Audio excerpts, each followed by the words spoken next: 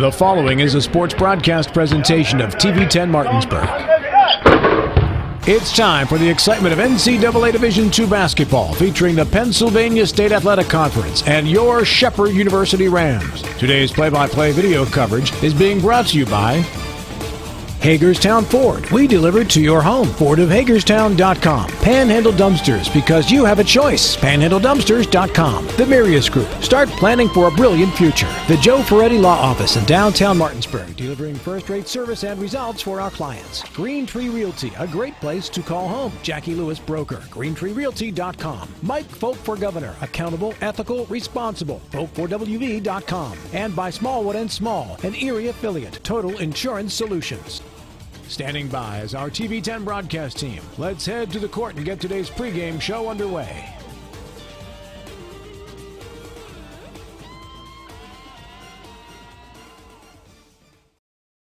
Your Athletics Center. We are on the campus of Shepherd University in historic Shepherdstown, West Virginia, where tonight we tip off the brand new season in a brand new league for the Shepherd University Rams men's basketball team, albeit against an old foe, as tonight they take on the University of Charleston, the Golden Eagles out of the state capital in Charleston, West Virginia. For TV 10, I'm Matt Miller along with Matt Crawford. We have got Avery Newport who will be joining us from the sidelines as we go. Caleb Falero is our engineer at the studio. John Alderton and Eric Sterick running cameras in our Sling studio on site. Full crew on hand as we get ready for our first game of the season of Shepherd Rams basketball. Matt, tell you, there's been a lot of excitement in this building as this is the fourth and final game of day one of the Clarion Hotel Conference Challenge. Well, Matt, we were watching the games earlier, the two women's games. It started at 1 and then again at 3. The game at 3, Shepherd got the win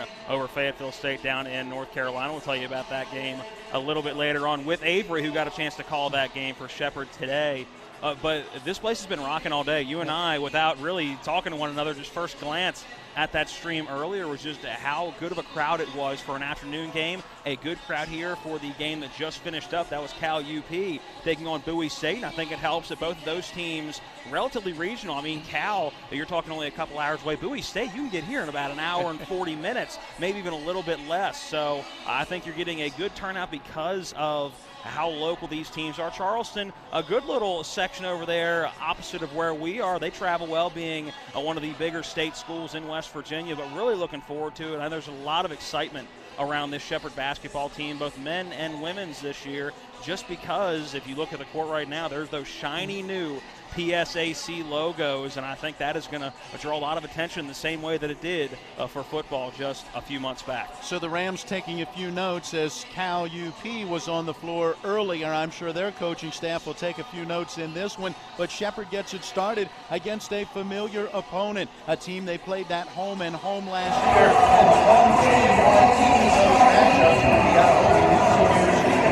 Hosting Charleston tonight, but Matt, these are two totally different teams. Yeah, absolutely. This is a Charleston team that came in or finished last year and is coming in off of a 20-win season.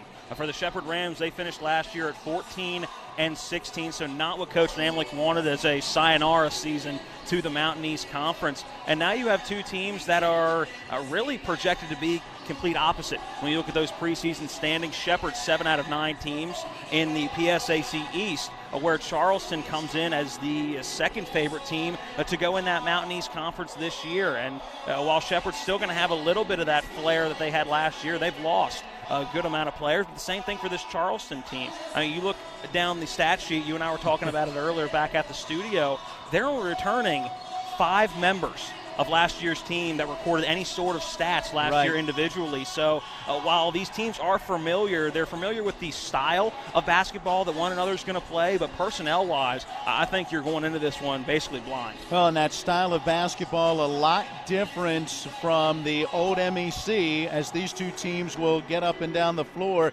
compared to the PSAC. We learned that in a conversation that you heard earlier this evening with Thomas Lang on our Miller Time program on the radio and television. Thomas Lang talked about how different things are making the transition into the PSAC. Yeah, you heard him talk about just the flow of the game. Anybody who watched Shepherd basketball since joining the MEC, and really even back to the West Virginia days of the old West Virginia Conference, the WVIAC, it's a run and gun type of offense. It's a shoot them out, the first team to 100 may not even win the ball game. You're going to have a lot of triple-digit scores, especially when you look at the top of that conference in West Liberty, Fairmont, Wheeling, Jesuit. And the PSAC going into this year apparently is more of a slow it down, play in the half court, take a lot of that shot clock. So it'll be interesting to see what this Shepherd team does of playing that different style of basketball. All right, as the two teams are on the floor warming up, let's send it back to the studio. We'll take a 1-minute timeout. On the other side of the break, we'll bring in Avery Newport and talk a little more about how day one of this tournament has been playing out as we get you ready for the tip. It was supposed to be a 7 o'clock tip time, but not so much. Yeah. When you're game 4 of 4 games in day one of a 2-day tournament, usually that start time is not quite going to be when you set it. Yeah, I think 7:35 is actually pretty generous for when this one is going to start, and that looks like about the time. Is that clock now going just under 10 minutes, so we're 10 minutes away from the start of the 2019 and 2020. You imagine saying that 2020 basketball season here in Shepherdstown. Looking forward to it. All right, we'll be back with more of our pregame again. A 60-second break. This is Shepherd Rams basketball on TV 10. It's one of the toughest times you'll ever face when someone close to you passes away. It's a swirl of papers to sign and arrangements to be made, all while you're dealing with grief. At Brown Funeral Home, we encourage you to pre-plan. Pre-planning not only makes things easier for you, it protects you from rising costs.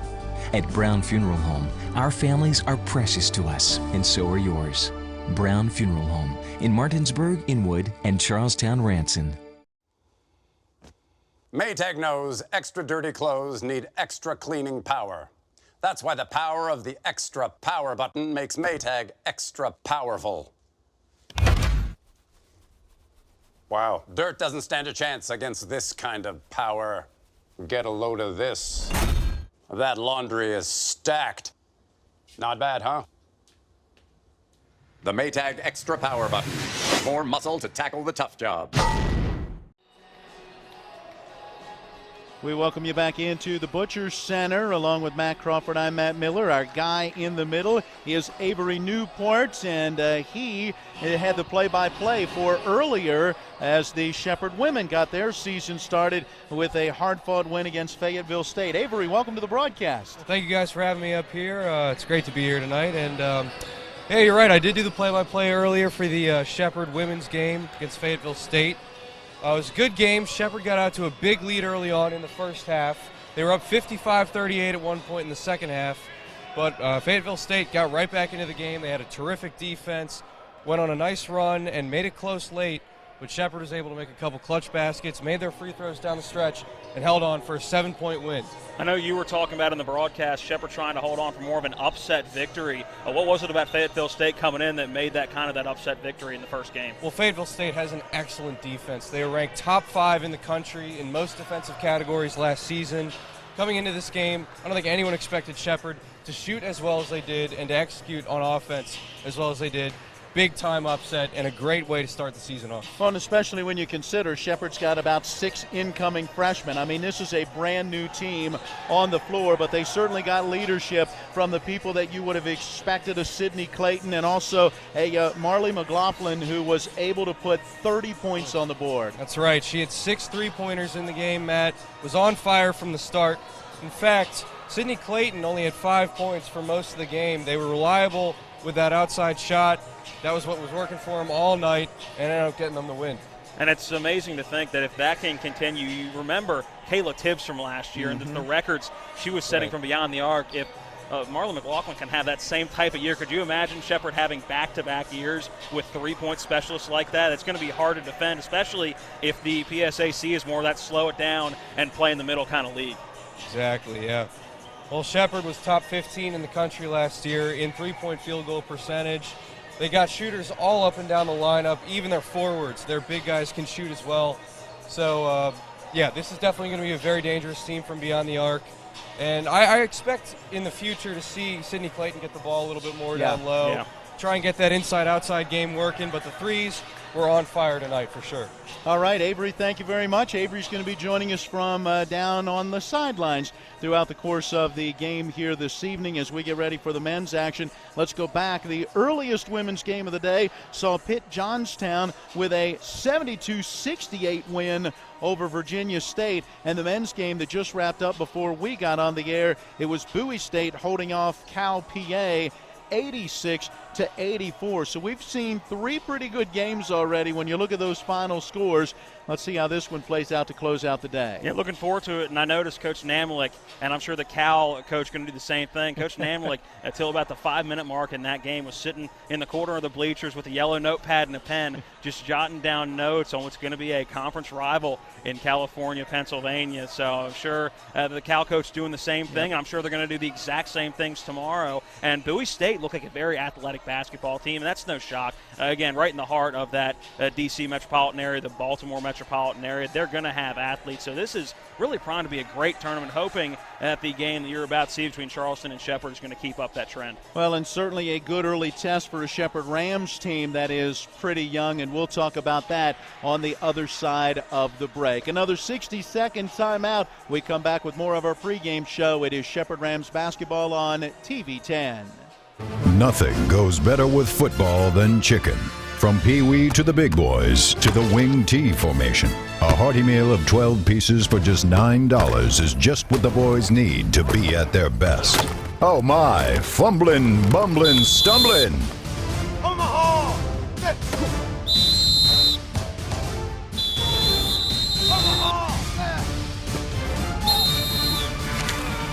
Rocks Local Market. With 4 new car dealerships and 4 used car dealerships in 3 states, Parsons is the largest used car and fastest growing new car dealer in the tri-state area. Take Parsons Ford with huge savings on hundreds of new Fords, financing from 0%, Parsons' goal of financing for all, and Parsons' famous above-market trade-in allowances that help make Parsons #1 for used cars too. See why so many won't buy anywhere but Parsons Ford in Martinsburg. We became #1 by making you #1 first. Parsons. Back again here at the Butcher Center, the Shepherd University Rams ready to tip off this, how did you say that, 2020 basketball season. Yeah, I've written 2020. Well, I actually typed it into the computer with a couple of items back at the station in the office looking ahead, and it seems odd to write those numbers, but here we are ready to go, and a good test for really both of these teams with some of the young talent. They met twice last year being in the MEC, and the Rams scored a victory here in a November game, 101-93. Charleston, though, with a great defensive effort, got the win down at UC. That was February of this year, and that final was 74-69. And again, I'll piggyback off we were talking about earlier in the pregame show where you can look back at last year, but there's been so much turnover between last year and this year. I'm not really sure, other than, again, game flow-wise, game style-wise, how much you can take away from those last year. I mean, I'm sure you can look at the 2 leading scorers for Charleston are back, so obviously you're going to look at them. But really, Shepherd lost 3 guys who were playing at least 18 to 22 minutes a game. And that is a big loss, so you're going to see a different team. Thomas Lang going to be running things this year at that guard position. Jarrell Jones going to get a lot more attention at that guard instead of coming off the bench. So you can pay attention to last year's numbers. You cannot. I really think everybody should be going into this game with a completely clean slate.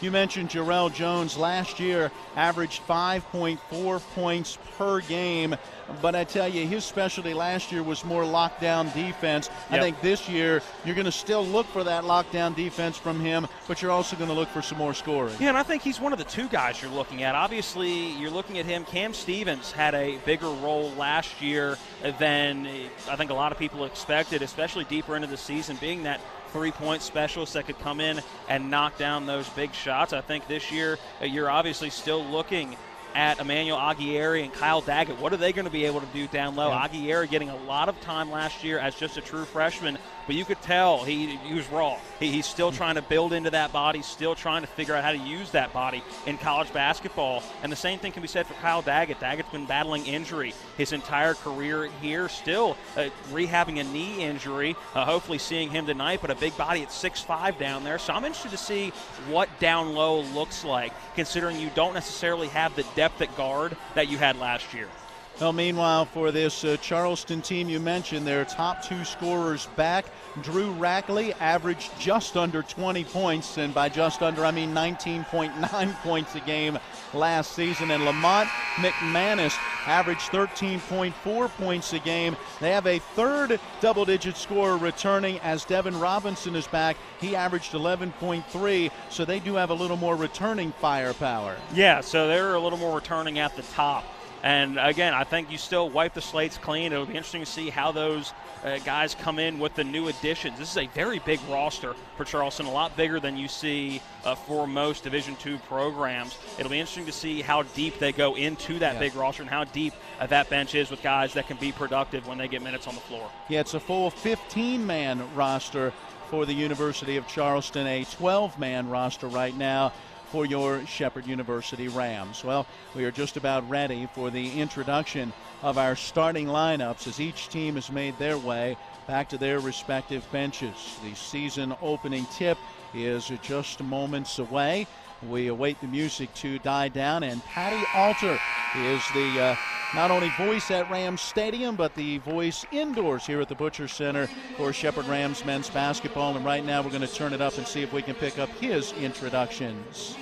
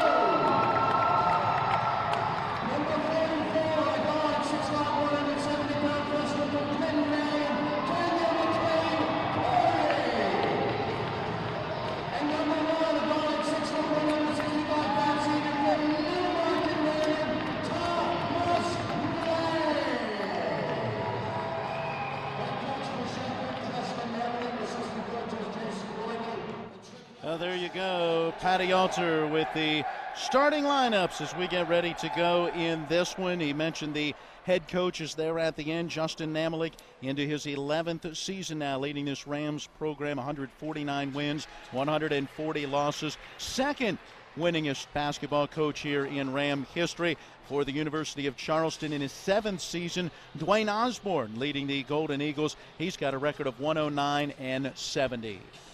Shepherd in the what look like new blue uniforms. Looking snazzy, I'm sure, to enter the new conference, getting some new style points as well, rocking the all blue.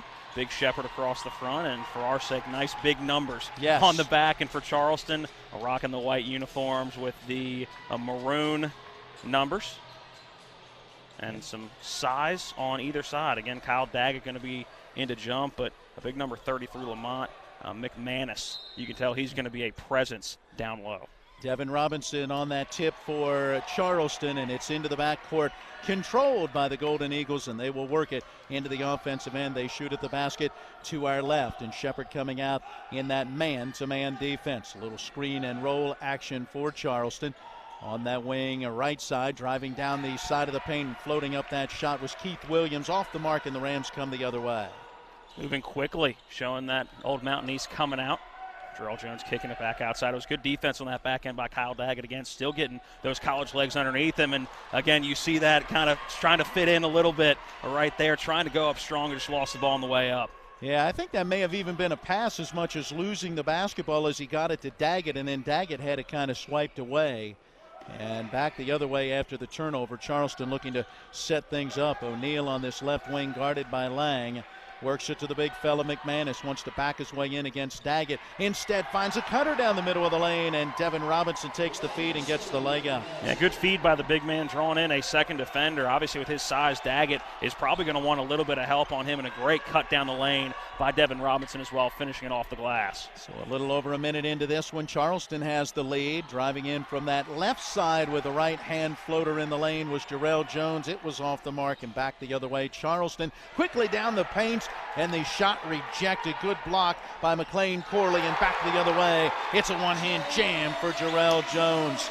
Driving in on the right angle was Keith Williams. His shot got blocked, and that led to the fast break. Well, that's a nice way to start the season. Your first points for Shepherd are a slam with the right hand by the local product in Jarrell Jones. We're tied up at 2 here as we have just about 18 minutes left here in the first half. Good defense, because that's what head coach Justin Amelick said is going to have to be the strength of this team. Feed down low to Lamont McManus, and the 6'6 junior has 2. And McManus just using his size. Height-wise, I think Daggett has him by about an inch, but overall built-wise, that is a sturdy individual in McManus down low. Yeah, I wish the roster had weights on it, but it doesn't. Only heights. 3 from straight away out of the hands of Thomas Lang. It's off the back iron, and Charleston has that rebound. Lang, one of the better three-point shooters in the league in the Mountain East last year, not just the conference. Good defense as Lang got his hand in there and knocked it away. It's out of bounds, still belonging to the Golden Eagles. Yeah, Lang last year shooting 39%, hit 105 threes in 264 attempts. He's even better from the foul line. You don't want to send him to the line, especially late in the game. And we have a brief timeout. 4-2 is the lead for Charleston. Not sure what the situation may be as they went to the scorer's table to check it out, and now we're ready to go. 22 seconds on that shot clock, and maybe that was the issue. Triggering the inbounds, O'Neal looking, and lobs out top to McManus. O'Neal comes right back out to take it. You don't want McManus putting it on the floor too much out there. No, absolutely. And Daggett had turned around to look for the basketball, and immediately when that head turned back around as we get a foul down low, I believe they're going to get that on Jarrell Jones. But Daggett had turned his head to see if the ball was coming to McManus, and the minute he swiveled his head back around is when that pass came from the baseline. I think if he was continuing to turn around, I think that was an easy interception for him, and Shepherd's going back the other way. That was a foul on Jarrell Jones, a hold away from the ball. First foul of the game, and a dribble drive to the basket for Drew Rackley. Nice left-hand shot up and in. Yeah, did a good job driving down the center of the lane with that right hand, going up, switching hands in the air, and finishing with the left. And some good screens up top set by McManus. He took out 2 defenders at the top of the key. Jarrell Jones along this right sideline. Gives that one off to John Preston in the corner. Little ball fake, hesitation move, step back, long jumper from the right wing, and it's an air ball out of bounds. Not the shot that maybe Coach Namalik was looking for in that set. No, it seemed rushed, and if you're a guy who's playing in his first game of the season, and everybody on this floor is right now, the first game for both of these teams, you just want to get that first basket out of the way. It's always the toughest. It gets you back in that rhythm. You can take as many shots in a scrimmage or at practice with nobody on you as you want, but the key is to get it when somebody is in your face, and I think that was John Preston just trying to get a basket for the first time this year and really break that barrier. Jarrell Jones out of the game as Philip Jordan, a 5'10 freshman out of Rockville, Maryland, sees his first action. McManus down low, working to his right, able to put it up and in. He's got 4 early points. Don't look now, it's an 8-2 UC lead. And right now, I think Daggett is having trouble keeping up body-wise. Again, the height is there. Emmanuel Aguirre is now at the scores table getting ready to come in, and I think that Coach Lamb is going to see if, even if Aguirre is going to lose a few inches, I think maybe body style-wise he can body up McManus down low a little bit better than Daggett's doing right now. Aguirre goes 285. He's got that size to battle inside. Jumper from the left wing for Philip Jordan off the mark. Another one and done for Shepherd. Right now, unofficially, I've got him being out-rebounded 4-1 in the early going. Good move by Rackley, and then his bullet pass in the lane. Whoa, got tipped out off of a Shepherd player. Was trying to get that one to McManus. Yeah, went off Daniel McLean Corley on the way out. Was reaching for it, trying to grab it. You saw him pull his hand back a little bit as it was going out, but still think it deflected off the fingertips a bit on the way out. Timeout on the floor. And with that timeout, we'll take a 60-second break with your score. Charleston 8, Shepherd 2.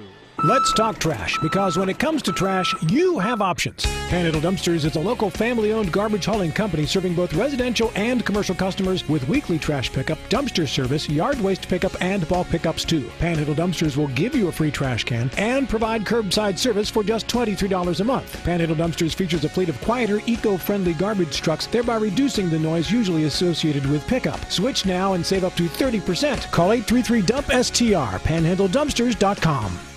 My name is Monica. I'm an elementary school teacher. My name is Mitch. I'm a graphic design specialist. We have 4 children. Currently we have life and auto insurance with Erie. Our agent is helping us to move our homeowners insurance to Erie as well. They've always been a good company and good customer service. If anything ever happens to me, my family will be protected. Your local Erie agent in Martinsburg is Smallwood & Small Insurance. Get a quote at smallwoodandsmall.com.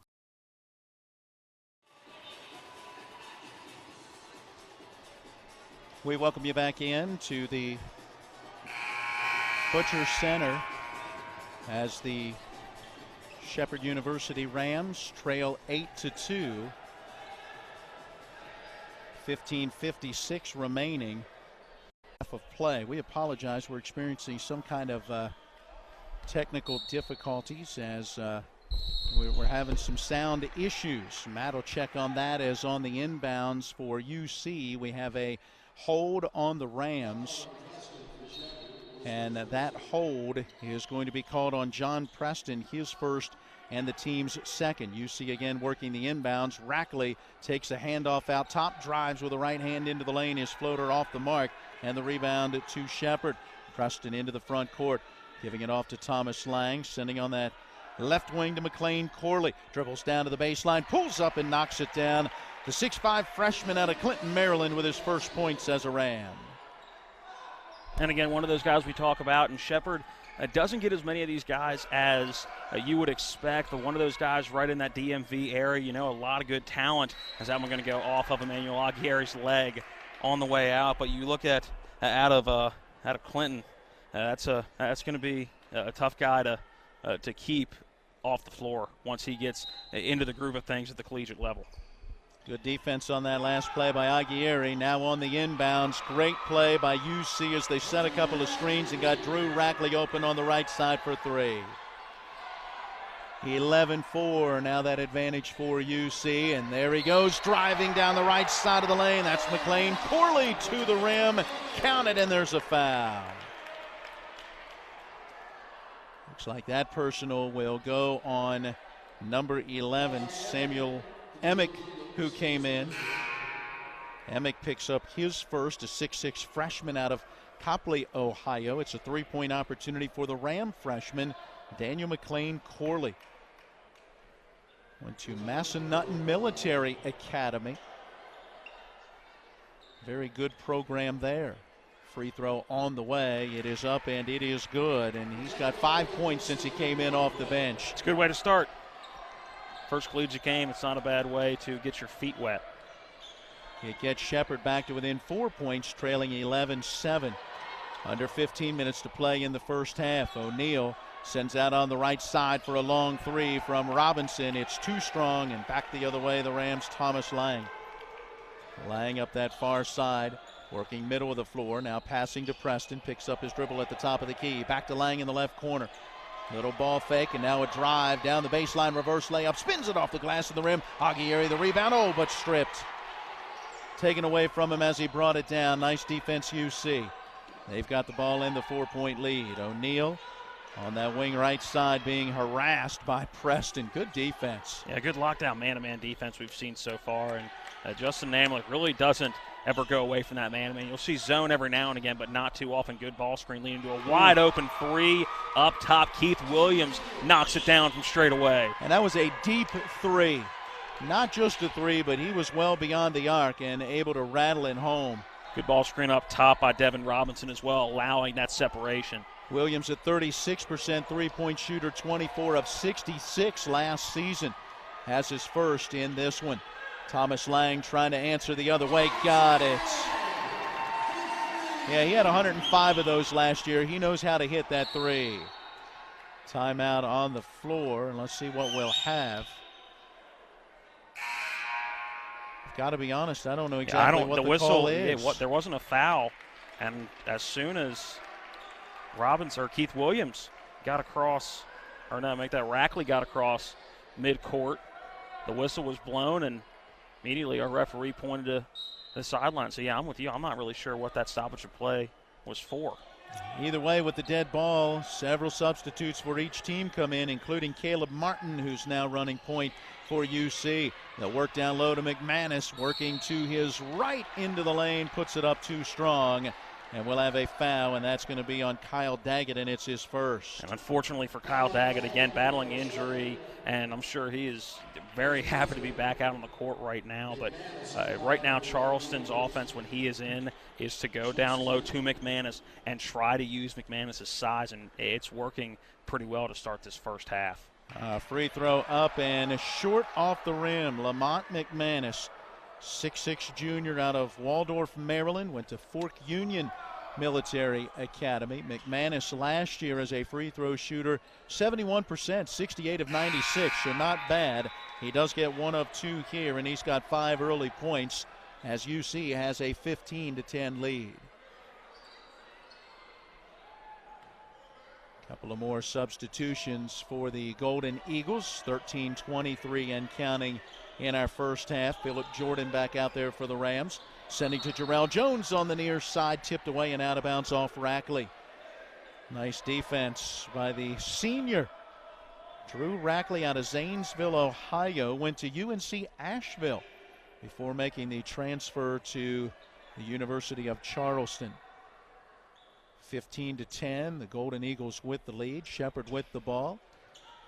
23 seconds on the shot clock as the inbounds works into the backcourt to Phillip Jordan. Jordan being guarded by Martin, and a kicked ball on the pass along this right side. It will stay with Shepherd. 20 seconds now on that shot clock. Again, taking the inbounds, Phillip Jordan.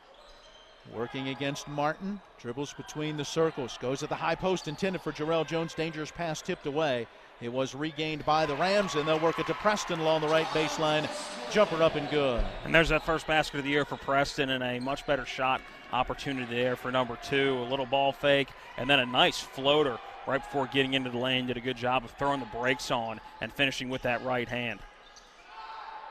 3 ball from the right side, off the mark for Keith Williams. He does have a 3 already in this one. Could not get that one to go, and back the other way. John Preston, a wild shot as he drove to the basket, and too strong. Yeah, just tried to force that shot too much. He was looking for contact. When you come in that quick, you're not going to get that call from most officials. Short floater in the lane, off the rim, but the rebound for Keith Williams. Got his own miss. Yeah, off-balance shot. Shepherd's got to find a body to box out and get that rebound. There's no reason this should be a 2-for-1 opportunity for Charleston.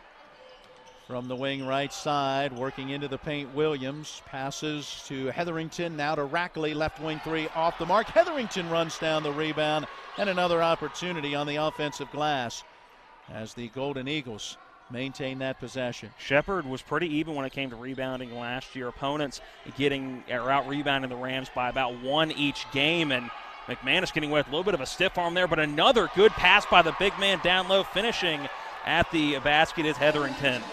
Yeah, Riley Hetherington, 6'7". He's a redshirt sophomore out of Ravenswood High School in Ravenswood, West Virginia. He makes it a 17-12 UC lead. Nice ball fake and then a step-in jumper for Preston. And what have we seen so far, John? Preston was able to use that ball fake and get separation. He's put himself in a lot better situations when he's trying to force things, and a great effort there by Jordan on the steal and allow Shepherd to move it back the other way. Preston again with the basketball.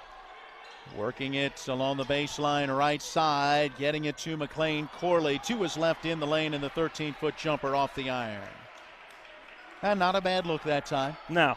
Again, going back to Preston, when he gets separation with that ball fake, a lot better than trying to force it. And he's a very good basketball player, and it doesn't need to force things. They're going to come to him with what he can do off the ball.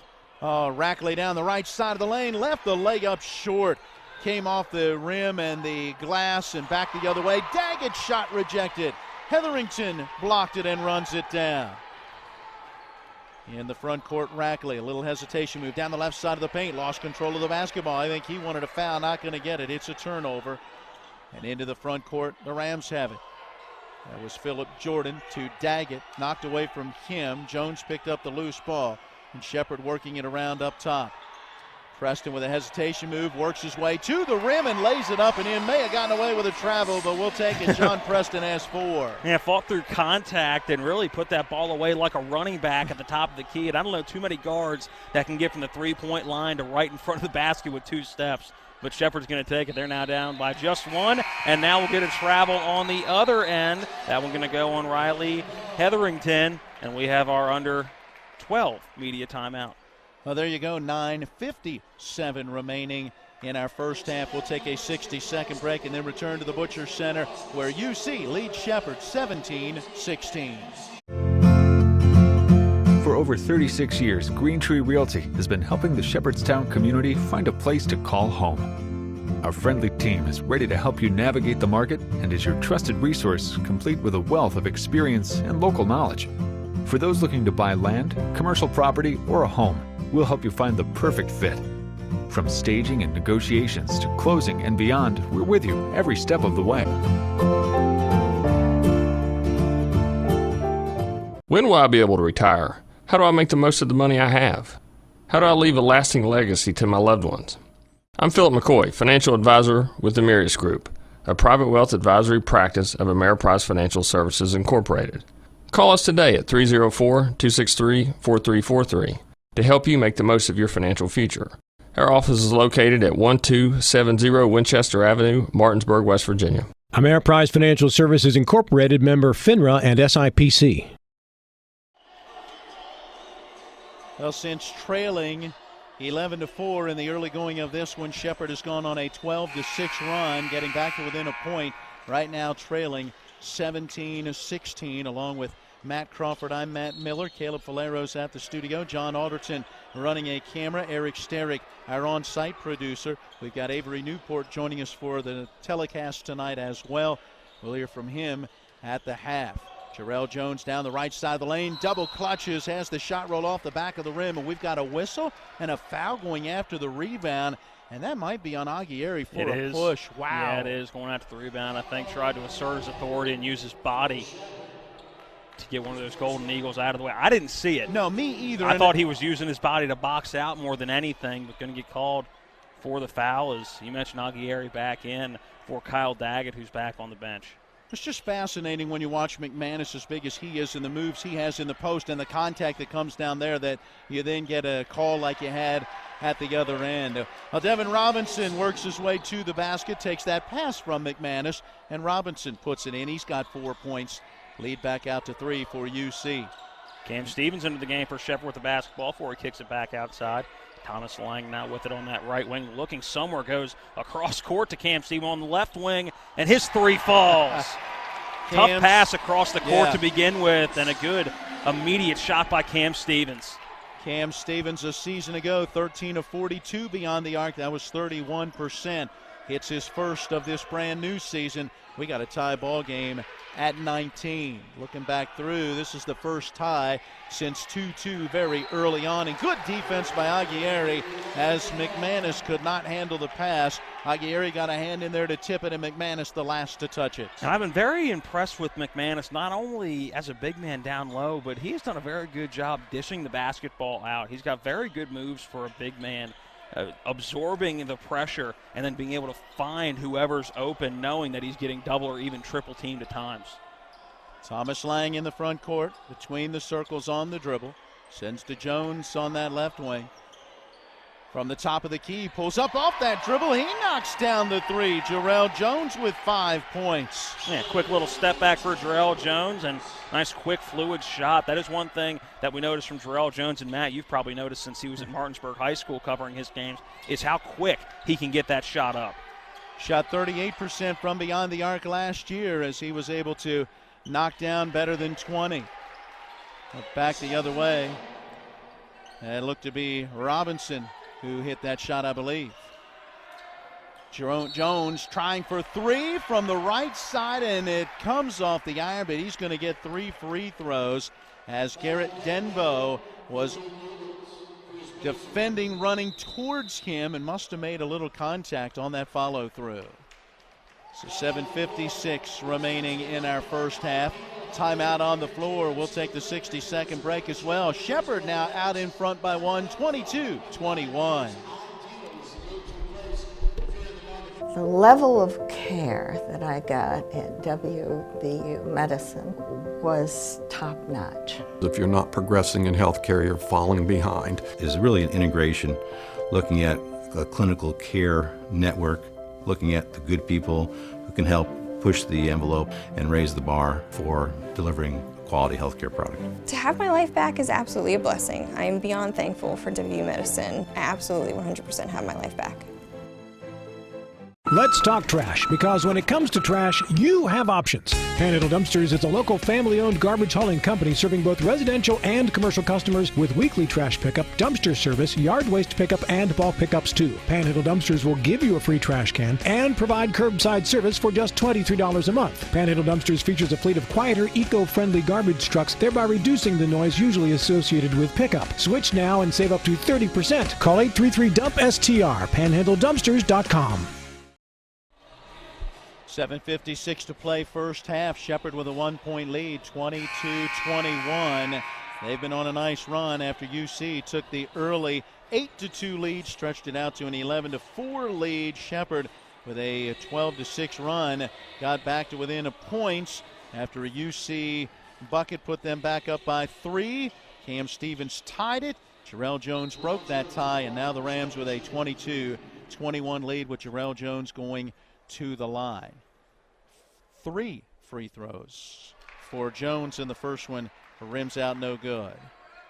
Jarrell Jones last year, 8 of 9 from the foul line. That is 89%. Jim goes almost silent, except for me. As it should for a home free throw.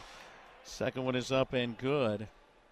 6 first half points right now for Jarrell Jones. Foul shot on the way, and it is good as well. So Jones gets 2 out of 3. He's got 7 points, and the Ram lead is now 24-21. On that far wing, Williams. They'll swing it around to O'Neal, who's back out there. To Rackley at the top of the key. Good switching defense in this Ram man-to-man. And look at that Ram bench right now, fired up along with Justin Namlick. He loves the defense he's seeing, but it leads to an easy shot opportunity missed with that left hand off of Devin Robinson. Yeah, Robinson got that lane. I was waiting for a 5-second violation potentially with that solid defense. Back the other way, Shepherd works it to Marcus Gorham, 6'5" freshman out of Fort Washington, Maryland. And on the left side of the lane, he puts it in for his first 2 as a Ram. 26-21. Shepherd with a 5-point lead. Driving down to the baseline. Keith Williams. Good defense. Cam Stevens. Rackley with it now on the left wing. Giving it off to McManus. And McManus with a reverse layup. Good. And who was on him playing defense right there because of all that switching? It was guard Cam Stevens. That is a high percentage shot for McManus if you have a guard like Cam Stevens on you as Thomas Lang loses the ball. Should be a jump, and it is. Yeah, O'Neal went down to the ground along with Lang to be able to get their hands on the basketball. And with the held ball, the possession arrow is going to keep it with Shepherd. 6:39 to play in our first half. 26-23. Shepherd out in front. Back into the game, Phillip Jordan. Terrell Jones back to the bench for the Rams. Jordan going to trigger the inbounds. Still looking. Lobs to Aguirre on that left wing. He'll hand it right back to him. Jordan to the foul line, and the jumper for Gorham. Short off the rim, and UC has the rebound. A good look. Gorham open for that 15-foot jumper. Just didn't quite get enough on it. Emick into the front court. Hands it off to Robinson on that right wing. To Rackley for three. It's off the mark. Cam Stevens the rebound. Shepherd the other way. Stevens up the floor himself. Gives it off for an open three from the right side. It is good for Marcus Gorham. The 6'5" freshman forward has 5 points off the bench. Yeah, 6'5", 242 pounds. Not one of those guys you would necessarily think to jump outside and take that three. And, Matt, right now what we're seeing early in the season against a good opponent is how deep Shepherd can go into their bench. We're seeing a lot of young guys early in this season. Great lockdown defense by Thomas Lang. Yeah, Lang able to stop Rackley, who eventually got it off to O'Neal, and O'Neal on the angle left side going to the basket.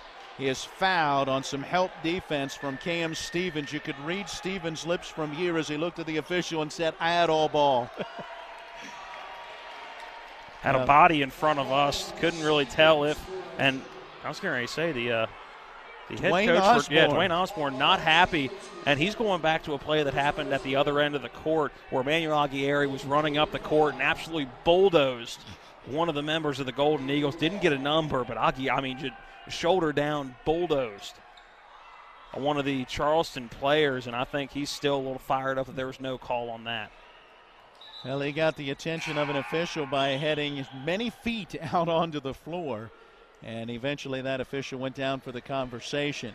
And now Caleb Martin going to check in as Drew Rackley goes out. Rackley, their leading scorer a year ago, averaging 20, has 5 points so far in the first half. 29-23, the Shepherd advantage, 5:36 to play in the half.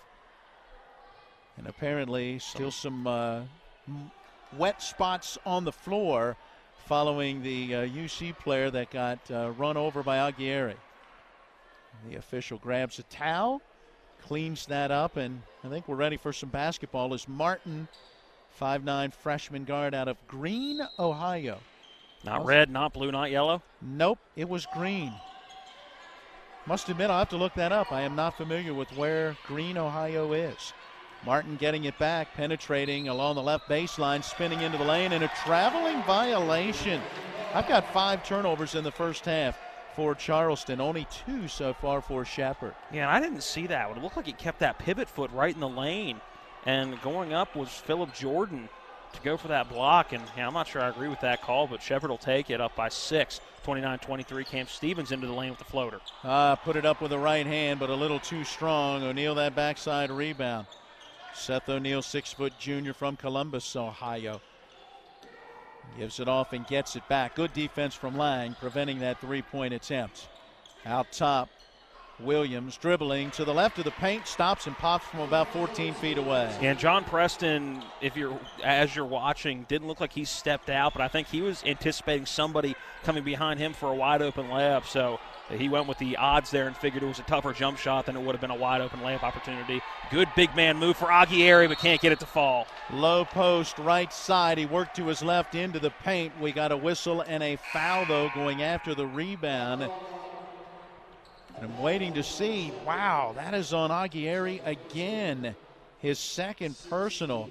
And 2 what to me seem like touch fouls for a big guy like that at 285. Yeah, so those are touch fouls. He runs over somebody on his way up the court, and that's not a foul.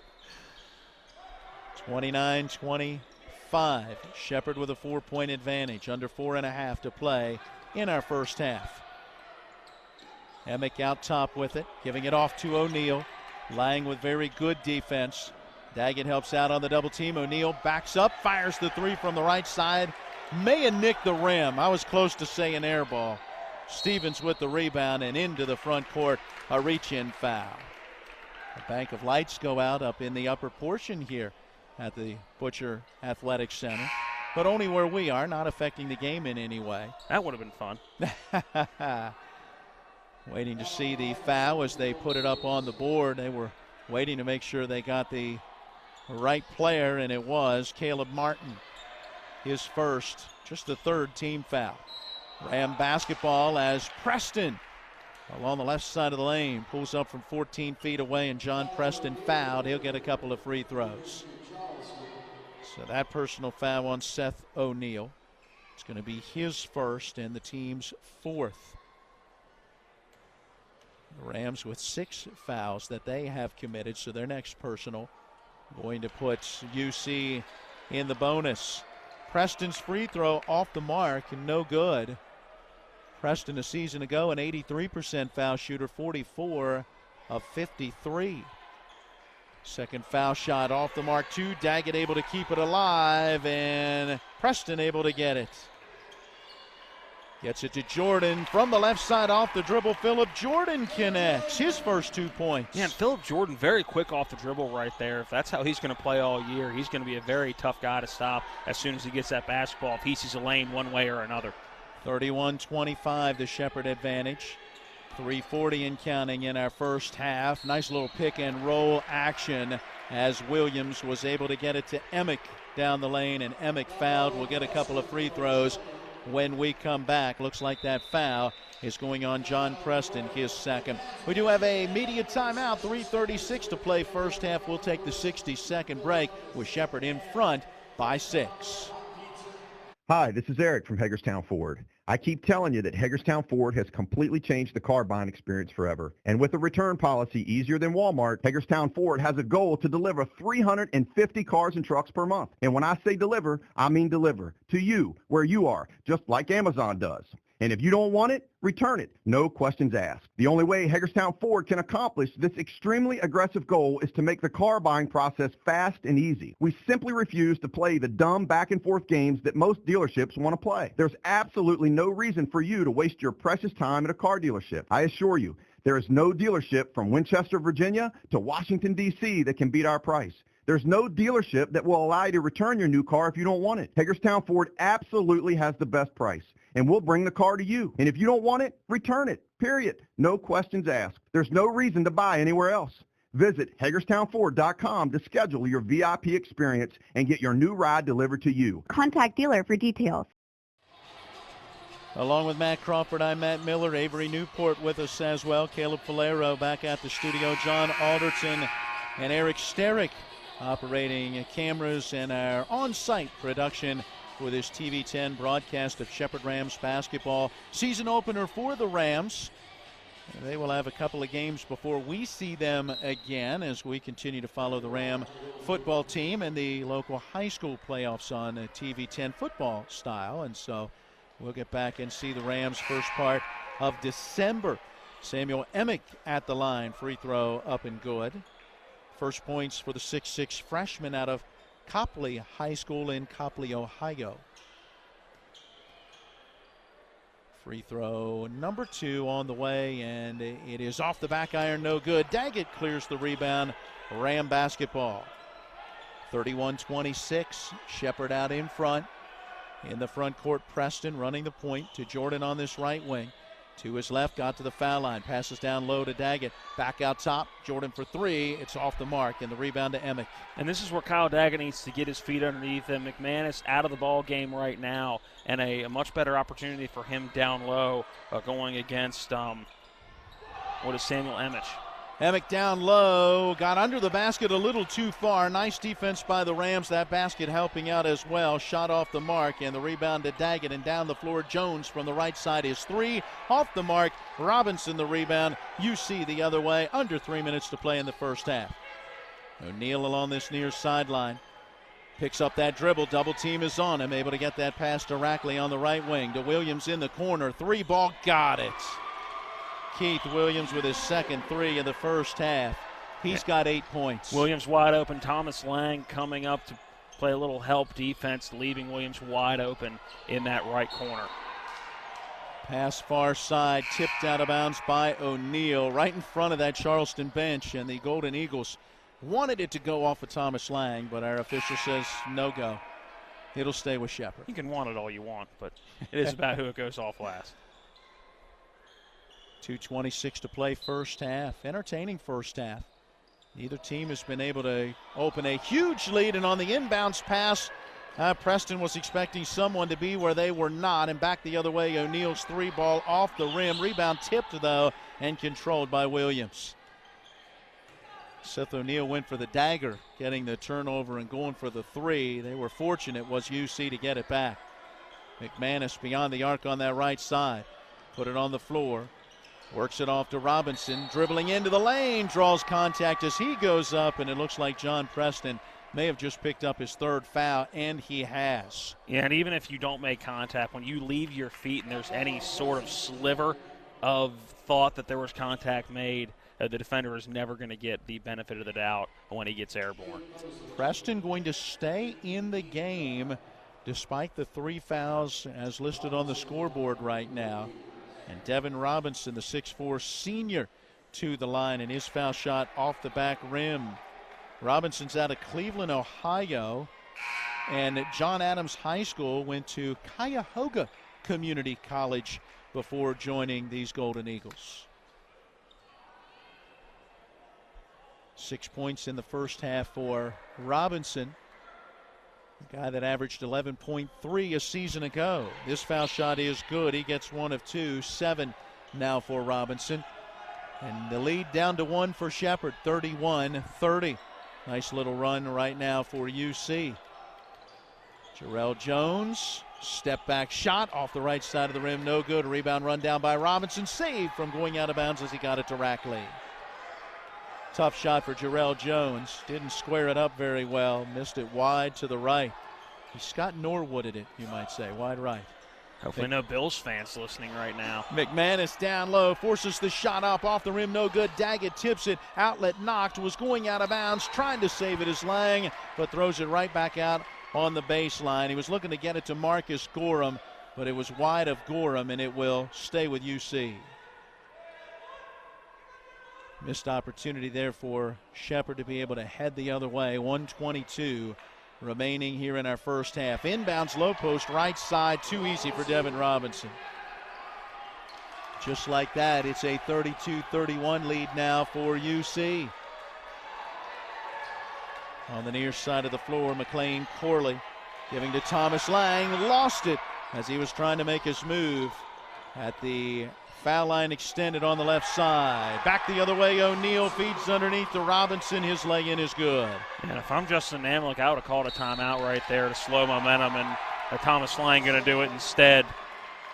And right now, Charleston on a late run here in the first half, and you want to slow it down if you can. The last thing you want to give them is momentum going into that halftime break. All right, let's take a 30-second timeout and then return to the Butcher Center with just 51.3 seconds to play in the half, and now UC leading 34-31. When will I be able to retire? How do I make the most of the money I have? How do I leave a lasting legacy to my loved ones? I'm Philip McCoy, financial advisor with the Mirius Group, a private wealth advisory practice of Ameriprise Financial Services Incorporated.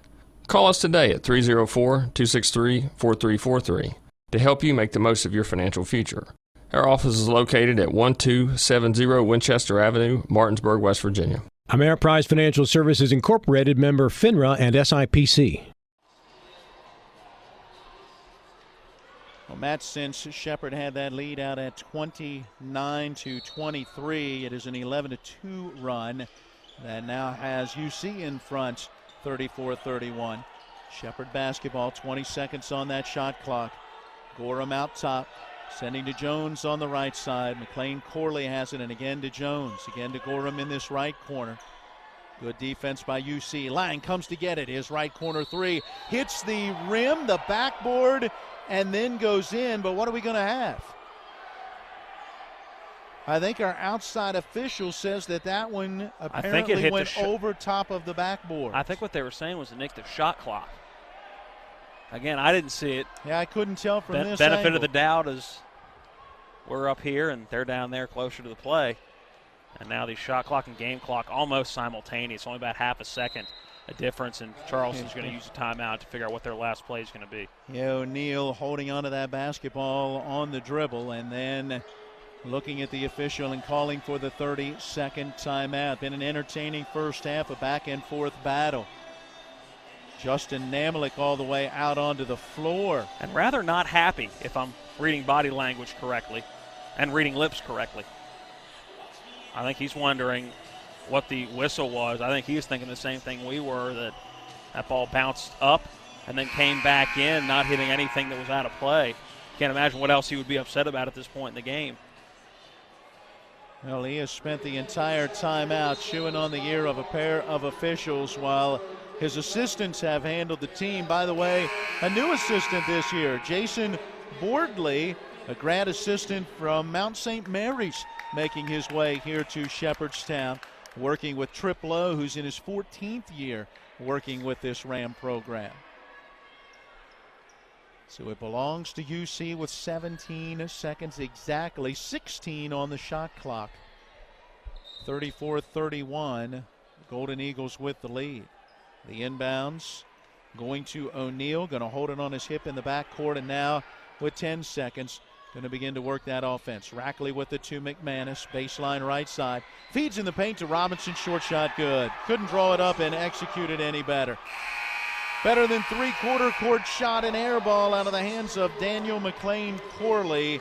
And going into the locker room at the half, UC has turned it around after trailing in the first half late. They close on a nice run that has the Golden Eagles in front now, 36-31. We take a 2-minute timeout, then return to the Butcher Center as we get our halftime activities underway. It is Shepherd Rams basketball on TV 10. West Virginia's a Republican state, so why elect a worn-out tax-raising Joe Manchin retread as governor instead of a real Republican like Michael Folk? Mike Folk's the strong pro-Trump conservative who will ban sanctuary cities, stop red flag gun laws, rebuild our roads, and fight liberal tax schemes. Mike Folk's opponents, Justice and Thrasher, two worn-out tax-raising Manchin retreads. Justice pushed a liberal tax scheme, then switched parties for his own personal gain, and Thrasher, an empty-suit Justice Democrat who switched parties after backing Justice's massive tax hike scheme. Jim Justice, Woody Thrasher, two worn-out tax-raising Manchin retreads. They've blown their chance. Mike Folk for governor. Because it's time for a change. Time for a conservative change. Michael Folk, governor. I'm Mike Folk. West Virginia needs a strong conservative Republican who supports the Constitution, President Trump, and always puts taxpayers first. Paid for by Michael Folk for governor. If you have been injured in an auto accident or due to someone's negligence and you want to know what your rights are, call Ferretti Law Office at 264-8505 to discuss your claim for free. Attorney Joe Ferretti is prepared to answer your questions and explain your options. Put Joe Ferretti's legal experience and history of proven results in your corner to fight the bullies from the insurance companies. At Ferretti Law Office, we're here to help you win. For over 36 years, Green Tree Realty has been helping the Shepherdstown community find a place to call home. Our friendly team is ready to help you navigate the market and is your trusted resource, complete with a wealth of experience and local knowledge. For those looking to buy land, commercial property, or a home, we'll help you find the perfect fit. From staging and negotiations to closing and beyond, we're with you every step of the way.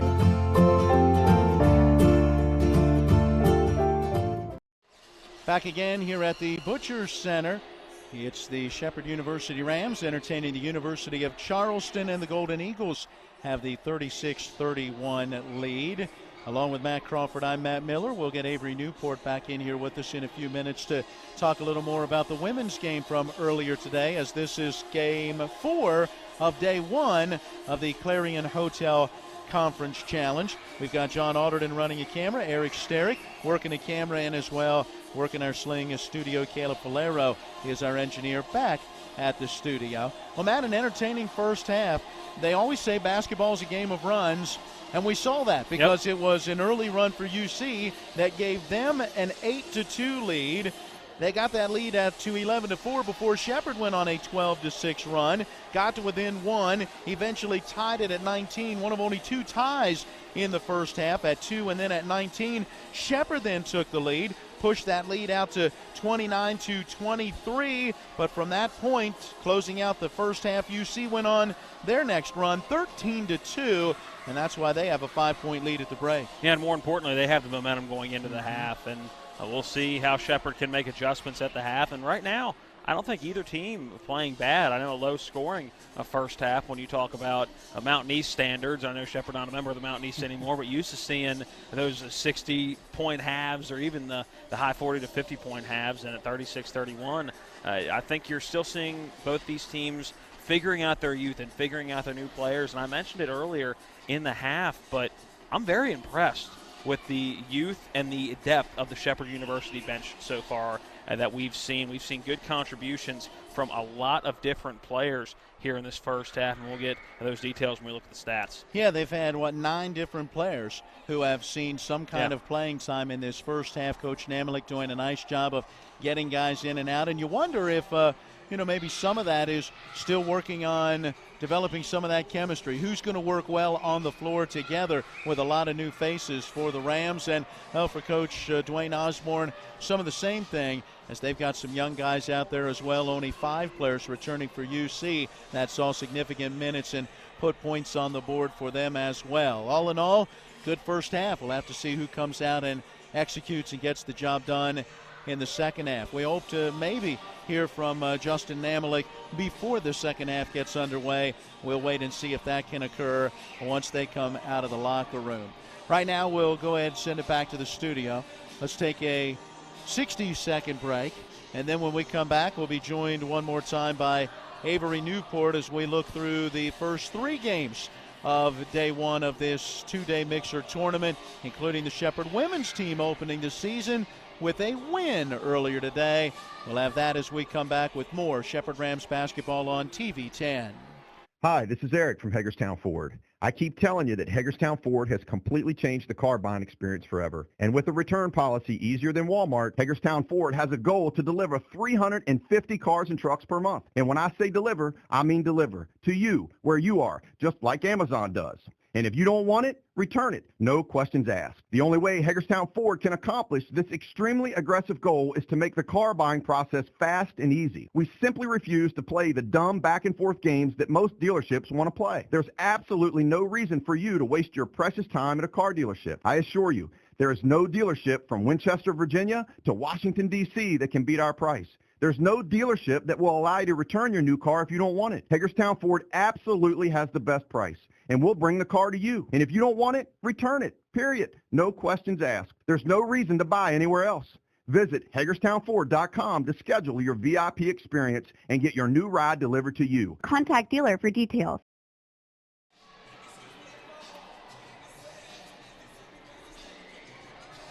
Well, this is the 4th and final game of day 1 of the Clarion Hotel Conference Challenge Mixer Tournament. It all got started at about 1 o'clock this afternoon with a women's game, Pitt Johnstown against Virginia State. And it was a good one.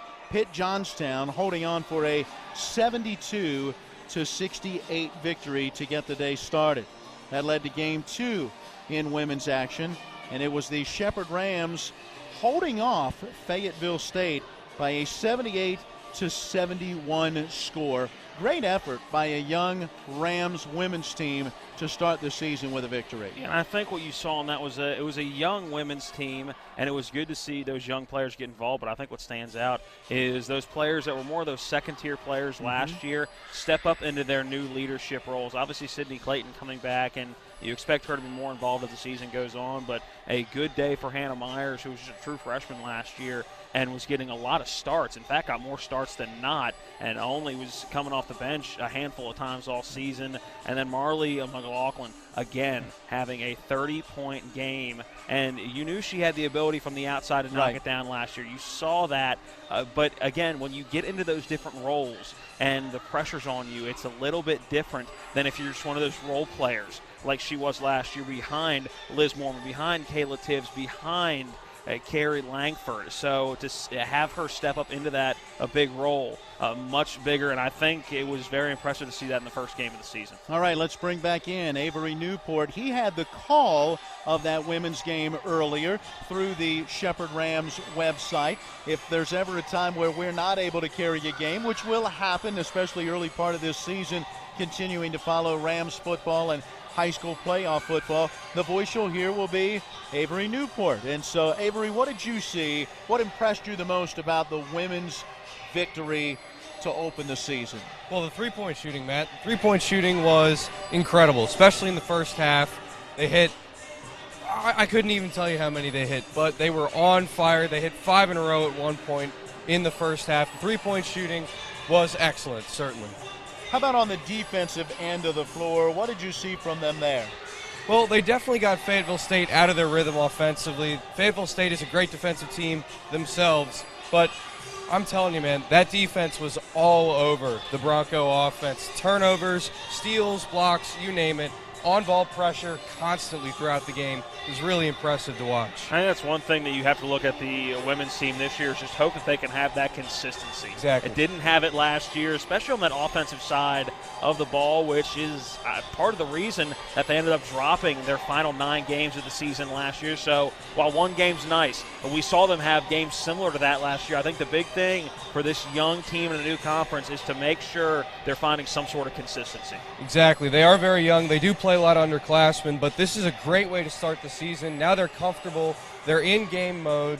They've had some experience to kind of shoot around and see what the team is going to be like, and I think that's going to be really beneficial going forward. Well, and I think the big thing is for a young team to face the adversity that they faced, because you mentioned to us in the pregame show the big lead that they had. Right. It got dwindled away, and a lot of young teams would have maybe not been able to dig their heels in and get the win. That momentum would have pushed them over. And so for Jenna Eckleberry and her staff, they got to be pleased that this team responded the way they did. They're very resilient, and they are a very young team, but they are very resilient. They don't need to be experienced to be resilient. They stayed in the game. They didn't lose their composure.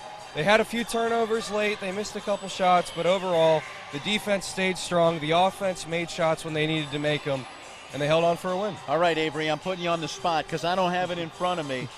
The Ram women, what time do they play and who do they play tomorrow? Let's see.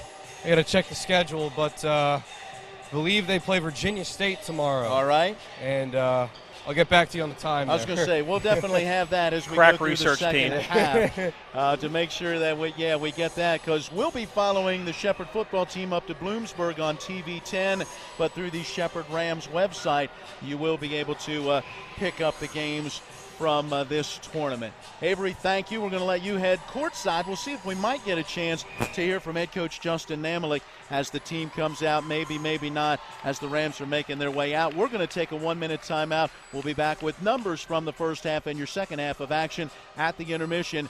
36-31, Charleston leads Shepherd. It is Shepherd Rams basketball on TV 10. Some are dreamers, some are doers, and just a few are both. That's the heartbeat of Shepherd University. A quality education that's within reach. In fact, we're one of the most affordable schools in the nation. Whether you're just starting off or you're ready for a new start, Shepherd University. Don't just dream, do. Screwdriver. Screwdriver. Pliers. Pliers. Phone. Care can be distracting. Phone. That's why our Whirlpool Smart Range lets you care smarter with control from anywhere. So life doesn't revolve around your range. Give me that Phillips screwdriver, would you, kiddo? Every day, care. I think I'll keep you around. Whirlpool.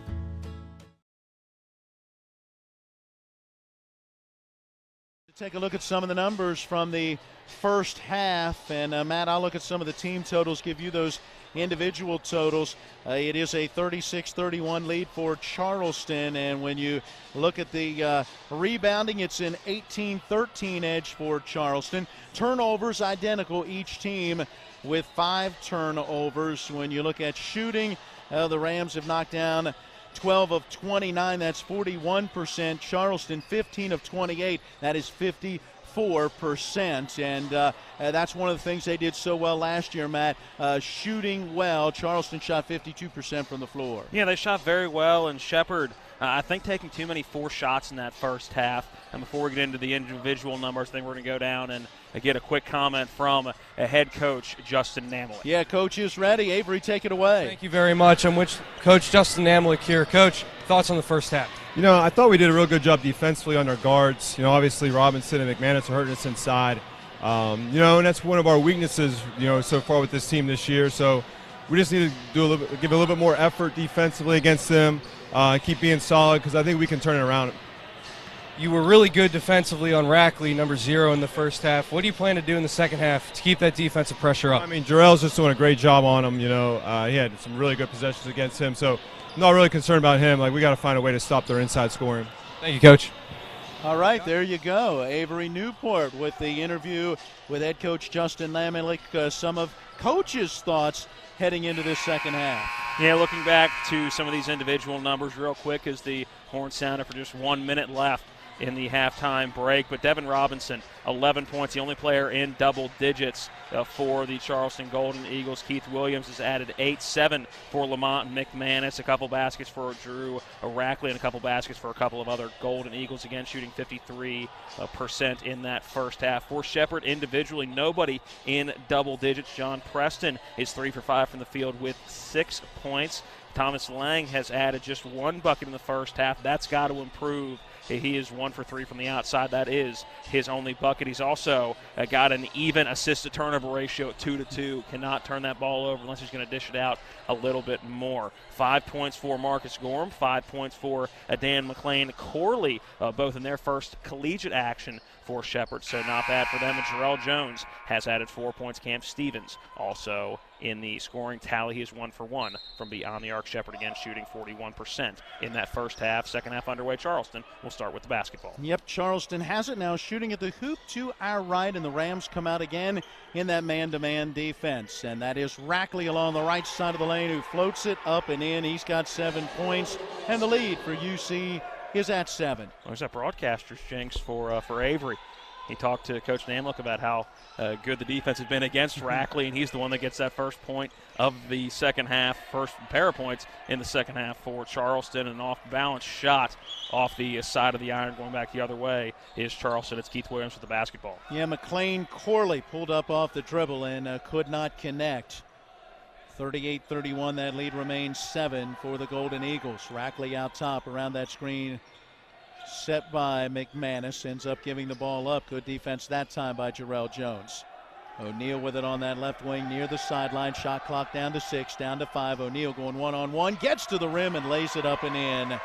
With 2 seconds left on the shot clock, Seth O'Neal gets 2. Yeah, McLean Corley bit on a head fake, and that was really the only reason there was any sort of separation going to the basket, but a good move as that shot clock was winding down. Cam Stevens ready to check into the Ram lineup. Aguirre on this left wing beyond the arc. Giving it off to Thomas Lang. Back to the big fella. Aguirre open, top of the key. Don't think you have to worry about him shooting a 3 the way he was looking to get rid of the basketball. McLean Corley good. A drive, but blocked away by McManus. Yeah, nice block by the big fella. And now Rackley on the wing left side. Gives a ball fake. Nice no-look pass underneath and open. Devin Robinson, layup good. A 6-0 run to start the second half for UC. Yeah, and I think if Shepherd doesn't score on this possession, you're going to see a quick timeout for Justin Namlick. You don't want to let it go any further than this. But right now for Charleston, you're seeing that momentum they gained from that late run in the first half carrying over. That halftime break did nothing for that momentum to slow down at all. Shepherd's got to find the basket here. Good tight defense. Jarrell Jones with the basketball. No, now a 17-2 run if you add it up from the first half to the second half. Jumper from the left side, off the mark for McLean Corley. And back the other way, UC with the lead and the ball. Then 11-point lead now. 17:39 to play in this one.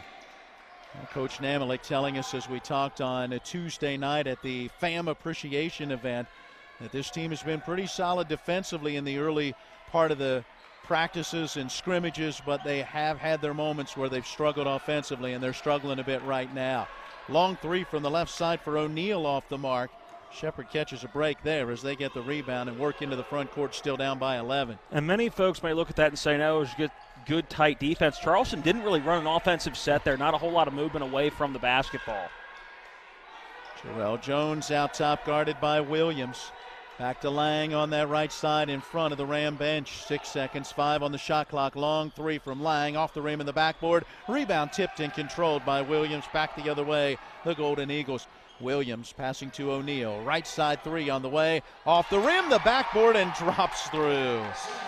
Seth O'Neal didn't score in the first half. He's got 5 in the early going of this second half. And Justin Namlish going to take a timeout after a 9-0 run to start this second half for Charleston. Shepherd's got to figure something out, not only offensively to find the basket, but defensively to stop the Golden Eagles' early run. Well, if that's 9-0, added to what they did to end the first half, and that's a 22-2 run since the Rams had a 29-23 lead. Ouch. That's how you open up a 14-point lead if you're the University of Charleston. Well, special thanks to our sponsors for supporting Shepherd Ram football through the fall and into our basketball coverage. Hagerstown Ford, Panhandle Dumpsters, Mirius Group, and Ameriprise Financial. Joe Ferretti Law Office, Green Tree Realty, Mike Folk for Governor, Smallwood Small Insurance as our title sponsor. Thanks to Melanie Ford and all of the folks here at the Butcher Center for their help and support with our coverage in this one. And thanks to Chip Ransom and all of his sports information staff keeping us up to date with all of the statistics for today's game. And thanks to the Vice Presidents of Athletics, Chauncey Winbush. Now, you mentioned in the pregame show, or maybe early in that first half, this is the first game we're doing of the season, but it's going to be about a month until we're here again. I believe it's the 7th of December. We'll be here for a PSAC game.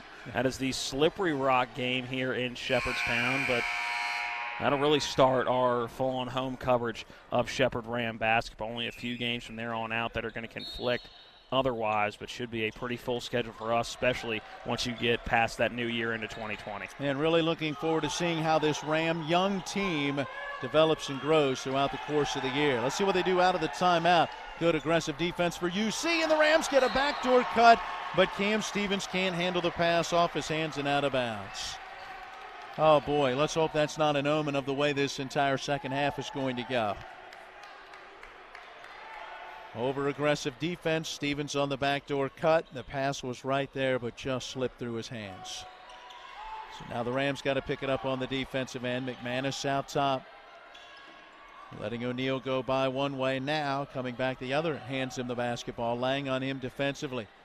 O'Neal with that little between the legs dribble. Still couldn't get rid of the defender. Gets it off to Robinson. His drive off the rim, no good. But the rebound knocked away by Robinson, and he saves it from going out of bounds. And right now you're seeing those hustle plays being won by Charleston, not by – that was 100% hustle.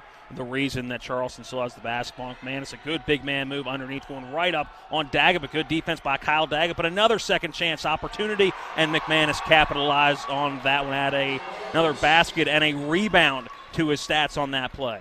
47-31. This big run for Charleston continues. John Preston on that wing right side, giving it off to Daggett. Hands to Thomas Lang. Now to Preston again on the left wing, dribbles to the top of the key, stops, pops from about 18 feet away. It's off the left of the rim, and Keith Williams the rebound. Another one and done for the Rams. Matt, this is starting to get almost borderline out of hand early in the second half. Shepherd's got to find a way to get a basket. Now over 5 minutes scoreless here in the second half, and right now Charleston's offense clicking on all cylinders, and you see why they are picked to be number 2 in the Mountain East. Another great move by McManus, finishing through Kyle Daggett. 49-31 the lead for UC, a 13-0 run to start the second half.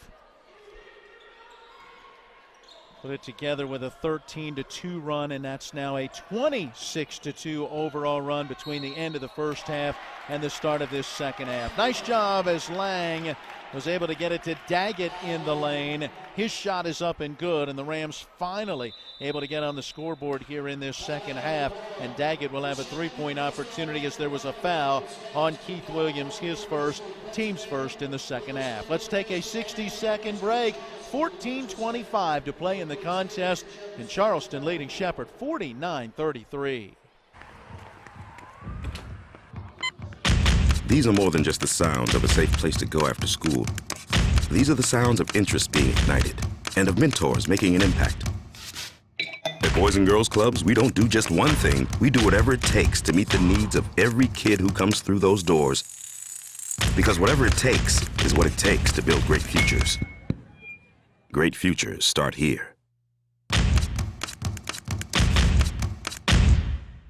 When you do the same thing for 135 years, you learn to do it well. For 135 years, we've been helping families through the hardest times of their lives. That's because we're a family as well.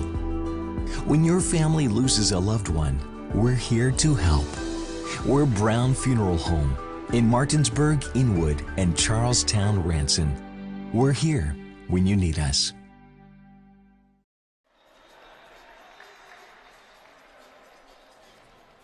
We welcome you back into the Butcher Center. You see all over Shepherd right now, thanks to a big run to end the first half and an even bigger run to start the second half. Kyle Daggett able to get the Rams on the board with a bucket right before that timeout. He was fouled by Keith Williams.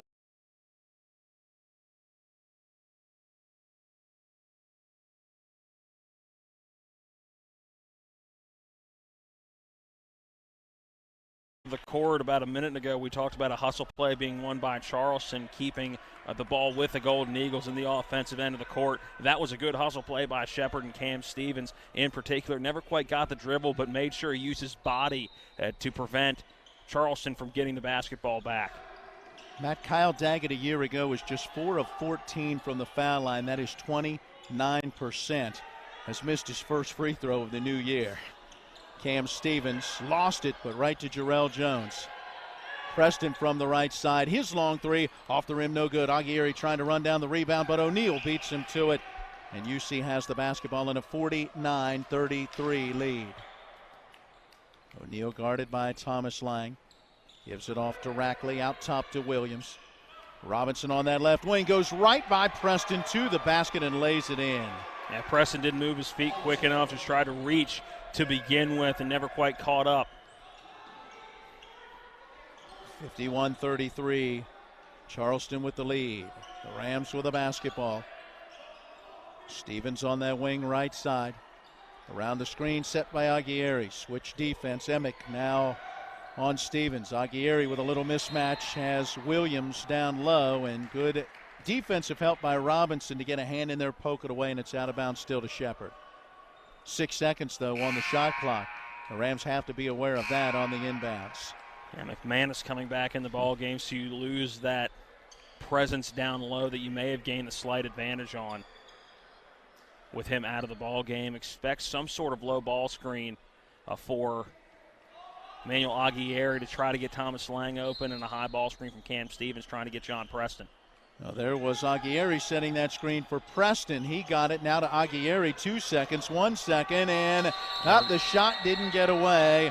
The Rams were not aware of just how little time they had, and Philip Jordan, the freshman guard, on the left side of the floor was still dribbling as the horn sounded. Yeah, and I think that's a young player mistake, where in high school you can try to use your athleticism to try to create something at the D2 level. You're not going to be able to make that happen, so we get a foul on the other end of the court. Yeah, that's Philip Jordan, his first, team's first in this second half. That's a reach-in foul. And now a little bit of trash talking going on, it looked like, at the end. Or at least some kind of verbiage going on. Caleb Martin, 5'9", freshman, going to trigger the inbounds. Looking, and he gets it in. That's Williams to the top of the key, around the screen set by Hetherington. And Hetherington boxing out more than a screen at the end of that play. Yeah. That could have very easily been a moving pick as he's trying to, again, more box out Cam Stevens than anything. I was thinking a little bit of the same thing. Martin with it again on this near side. Down to 3, down to 2. Martin, very long 3. Got it. Oh, my. And maybe that's an indicator of the way this one's going to play out as the 5'9" freshman gets his first bucket on the night, or of the night. And on that particular shot, wow. You can't play any better defense than Shepherd. You made him go deep into that shot clock. John Preston again trying to force up a shot, but this time gets it to fall off the back iron. That is a 2 for Preston. 54-35. Charleston with the lead in the basketball as we near the 12-minute mark in this second half. Good defense, Cam Stevens. Oh, and we get a late whistle and a reach-in foul as Stevens was trying to fight through Keith Williams to get to that pass. Yeah, there was body contact made between Williams and Cam Stevens. Stevens will now come out and give way for Jarrell Jones to come in. I think, again, offensively they can do a lot of the same things, but Jarrell Jones, I think, just a step above on the defensive side of the court. And right now Shepherd has got to find a way to stop Charleston. Second foul on Stevens, second team foul in the half. McManus in the lane to Hetherington out top to Rackley. Rackley with 7 points, pulls up off the dribble from the right side. Shot too strong, back rim, and then down into the hands of Preston. To Lang into the front court. Hetherington got his hands on it, no jump ball. The loose ball ended up in the hands of John Preston, fouled on the floor, making his move down the right side of the lane, and the personal on Caleb Martin. It'll be his second, team's second, and we will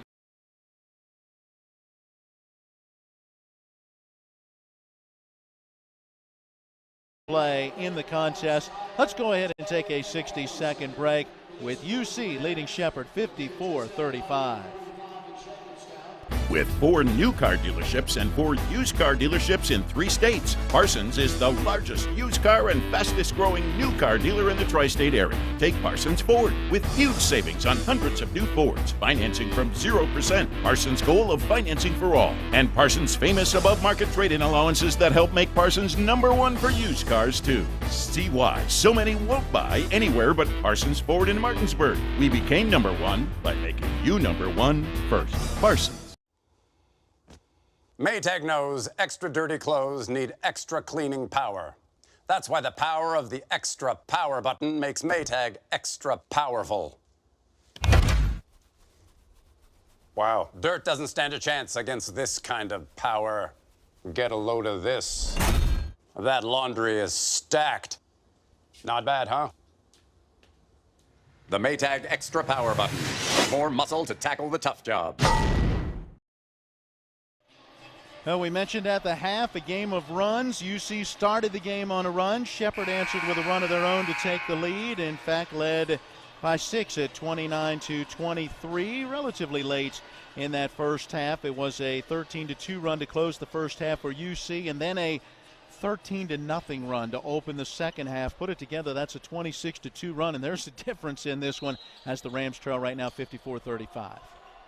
Shepherd basketball. Phillip Jordan sending to Jones on that right wing. Aguirre comes to set the screen. Jones working to the paint and lays it up and in. Nice drive to the basket and the left-hand finish. And now Shepherd showing a half-court trap and almost getting the steal was Thomas Lang, but Charleston able to break that one, now has numbers. And Hetherington down low to McManus, and let's see what we'll have. A traveling violation. So the Rams do force a turnover. First of the second half, 6th of the game against UC. And I think McManus, when he got that basketball, was expecting to go straight up. And when he had to hesitate a bit, shuffled those feet. Good call. See what Shepherd can do offensively. Need a bucket here. Preston out top. Hetherington reaching in, trying to knock it away from him. Hetherington long and lean with that 6'7" frame. Thomas Lang from the top of the key, pulls up for 3, shot no good, but he'll get 3 free throws as the foul is on Riley Hetherington, the 6'7" redshirt sophomore forward with his first and the team's third. And that ball was this close to going in and maybe being a 4-point play. And that play was set up by a great ball screen down low by Jordan and Aguirre, allowing Thomas Lang to be wide open at the top of the key. It's things you don't necessarily see in the stat sheet but are big and are going to contribute to Thomas Lang adding at least one as that one's up and good onto that total point. Thomas Lang last year from the foul line, 91 makes in 99 attempts. That is 92%. Starting the season 2 for 2 this year. You mentioned it earlier. He had just the 1 3-pointer in the first half, and as the returning leading scorer, averaging 18 a game last year, the Rams really need him to pick up some scoring in this second half. Maybe these free throws will be that thing to get that going. He makes all 3. He's now got 6 points, and the Rams back within 14, 54-40. Trap in the backcourt. Lang got his hand on the pass, and it goes into the scorer's table on that far side. Good job, guys. Nice catch. All the equipment is safe.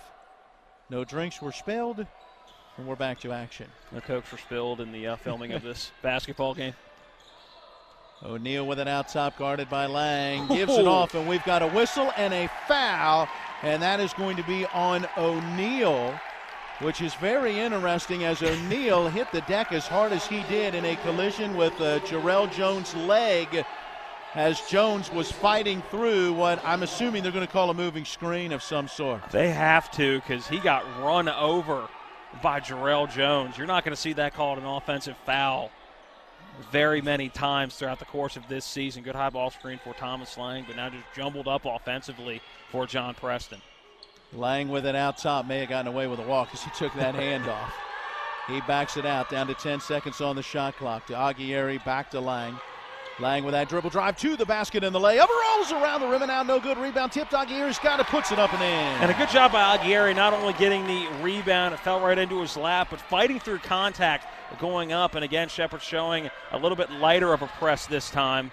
And Charleston will have a little bit tougher time. Good trap as they only have 1 second and smartly call a timeout as the shot clock now at 20 seconds. So if that timeout wouldn't have been granted as quick as it was, that would have been a 10-second violation, but a heads-up play by Drew Rackley to call that timeout.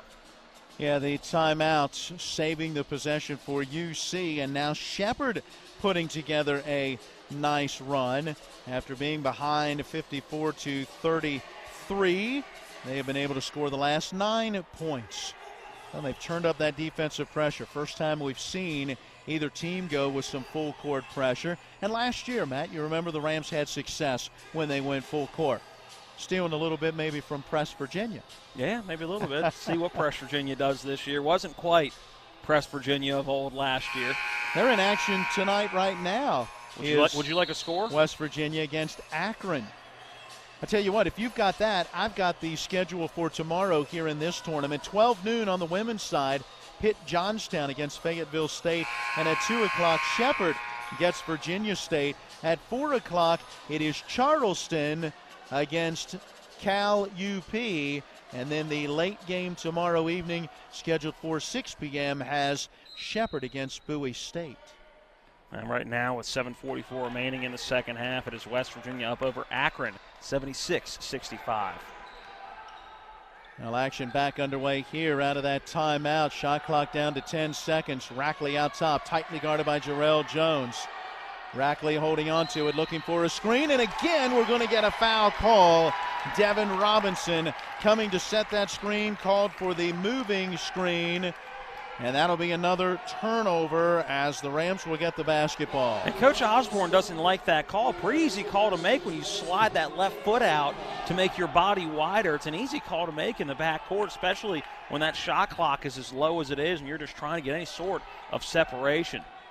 Deep ball out of the hands of Phillip Jordan. Would not have been a 3, but he left it short off the iron anyway, and back the other way. Robinson to the basket. Shot rejected by Aguirre, but out of bounds. Oh, my, last touching Aguirre. I thought for sure that one touched Robinson while he was out of bounds on the baseline before it touched Aguirre.